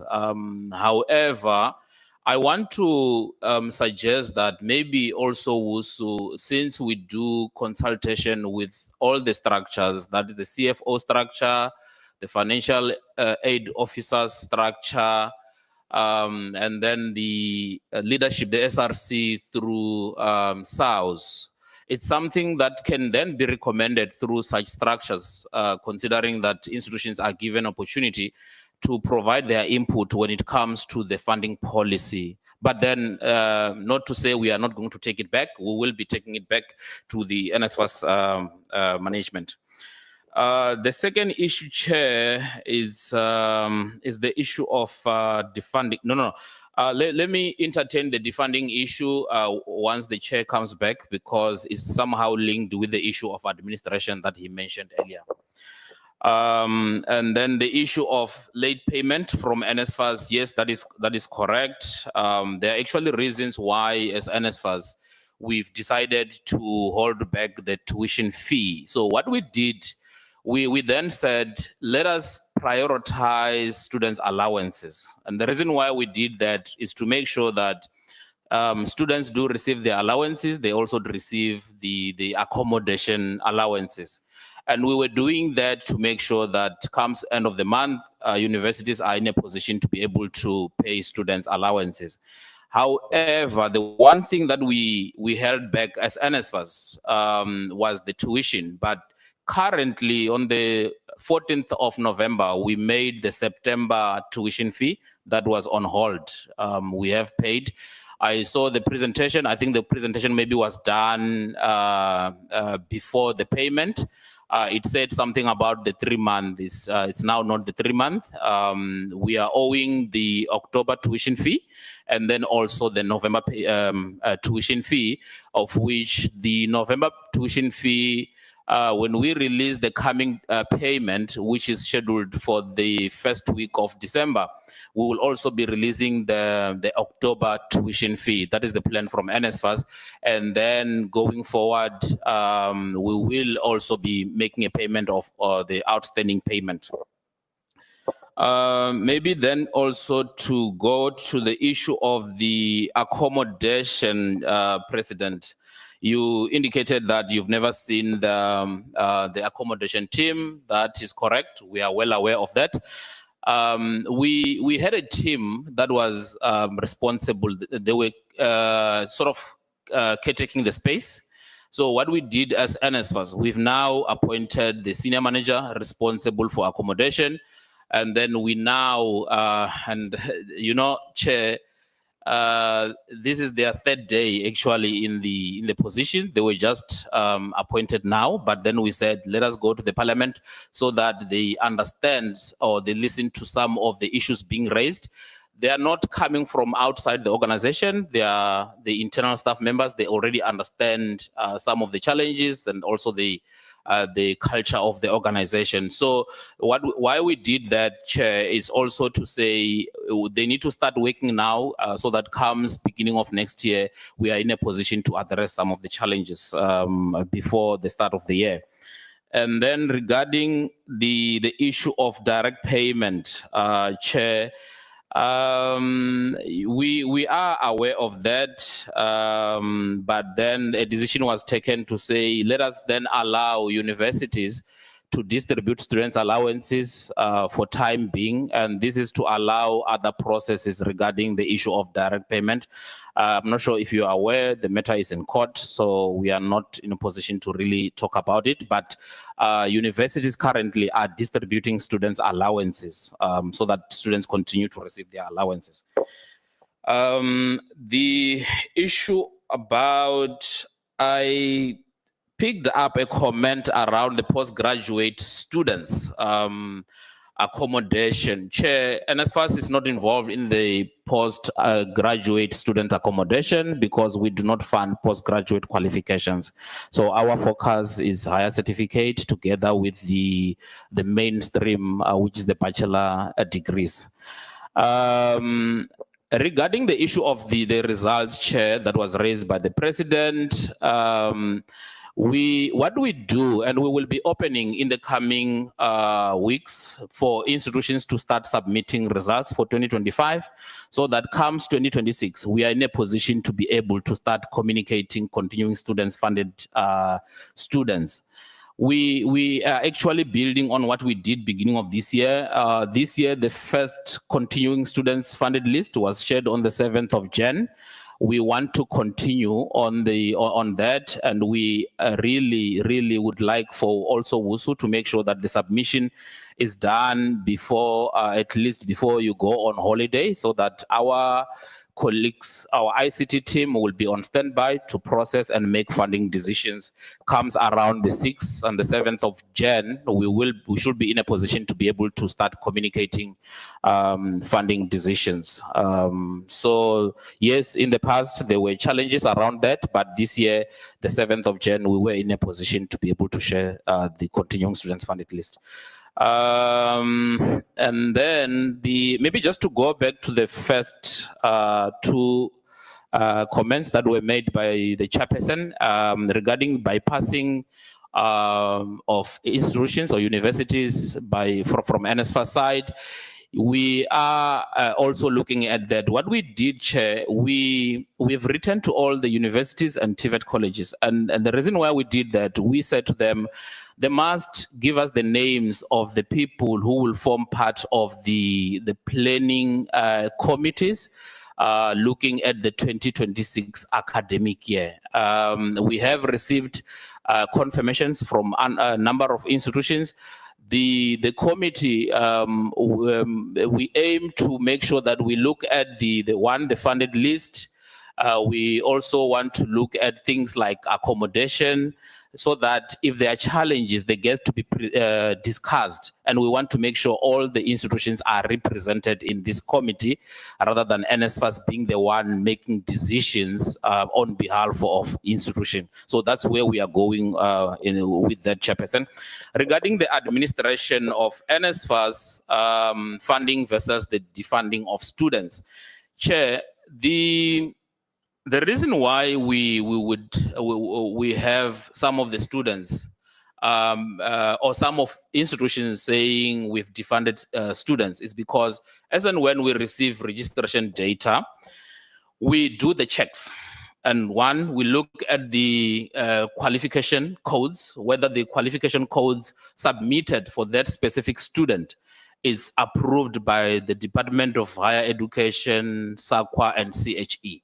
Where a qualification that has been submitted as part of the registration data is it's not aligned with the approved qualification, we immediately go and block it. That's why we always say we don't want to call it defunding of students. We say it's exceptions, because amongst those exceptions, we have cases where issues get to be resolved. We also have cases where, because of multiple reg or dual reg coming from different institutions for one ID number, our system goes and block all the transaction pending a confirmation as to which institution is supposed to be paid. We have also noted from some of the institutions chair, when they submit results, they would submit results with a graduation indicator. And the moment a graduation indicator is picked up from the results, our system goes and not fund the student, because it concludes that the student completed that qualification. And there are cases where comes January, February, other institutions will be submitting such information. Again, another issue is the issue of HEMIS data. It happened this year also. It was a big one, where certain institutions submitted data to the department. And we worked with the HEMIS data, only to find that the institution came around April. And then they started raising issues to say, it looks like we have submitted the wrong data. And funding decisions were made based on the data that we received. And we ended up having to, unfortunately, with the new data that was submitted, we had to say, these students, we cannot continue funding these students. So there is somehow dependency on also the side of institutions within the sector that we need to also work together. And maybe in closing, Chair, we have a very good working relationship with WUSU, the CFO, together with his team. So we address issues as and when they are presented to both the two institutions. Thanks, Chair. Well, thank you. But so WUSU did not have the students that were awaiting that shortfall. You did not have students that had applied outside of the university application, which were part of the shortfall, which the department and the minister made an announcement. And if you do you know how many students and have you sorted them out? Because in other institutions, they're still sending us messages that since the announcement in September, NSFAS has not given them their allowances. They've not paid those tuitions. So at WUSU, you're saying on the defunding, because they also fell under that big umbrella of defunding. Thanks, Chair. Yes, WUSU had some of the students. We have paid where the reg was successfully submitted. Few minutes ago, while I was here, I was dealing with one institution where the payment was already released to the institution, but a query was then escalated to NSFAS CEO to say we haven't paid. And when we checked, we realized that we have paid the institution, but then somehow the institution did not release the allowances. When I spoke to the institution, I then learned that the student needed to go to the financial aid office so that they can submit their banking details. And this is not a WUSU case. But I thought, let me just share that with you, just for everyone here to understand that there are some of the challenges as a result of what is required from the student side, what's also required maybe from the institution in case where the institution is supposed to release the allowances. Thanks, Chair. Okay, members, I'm going to note you now. Just a comment, I think on policy issues. I think it was raised by Labour that there was an issue where the institution wanted to move law to East London and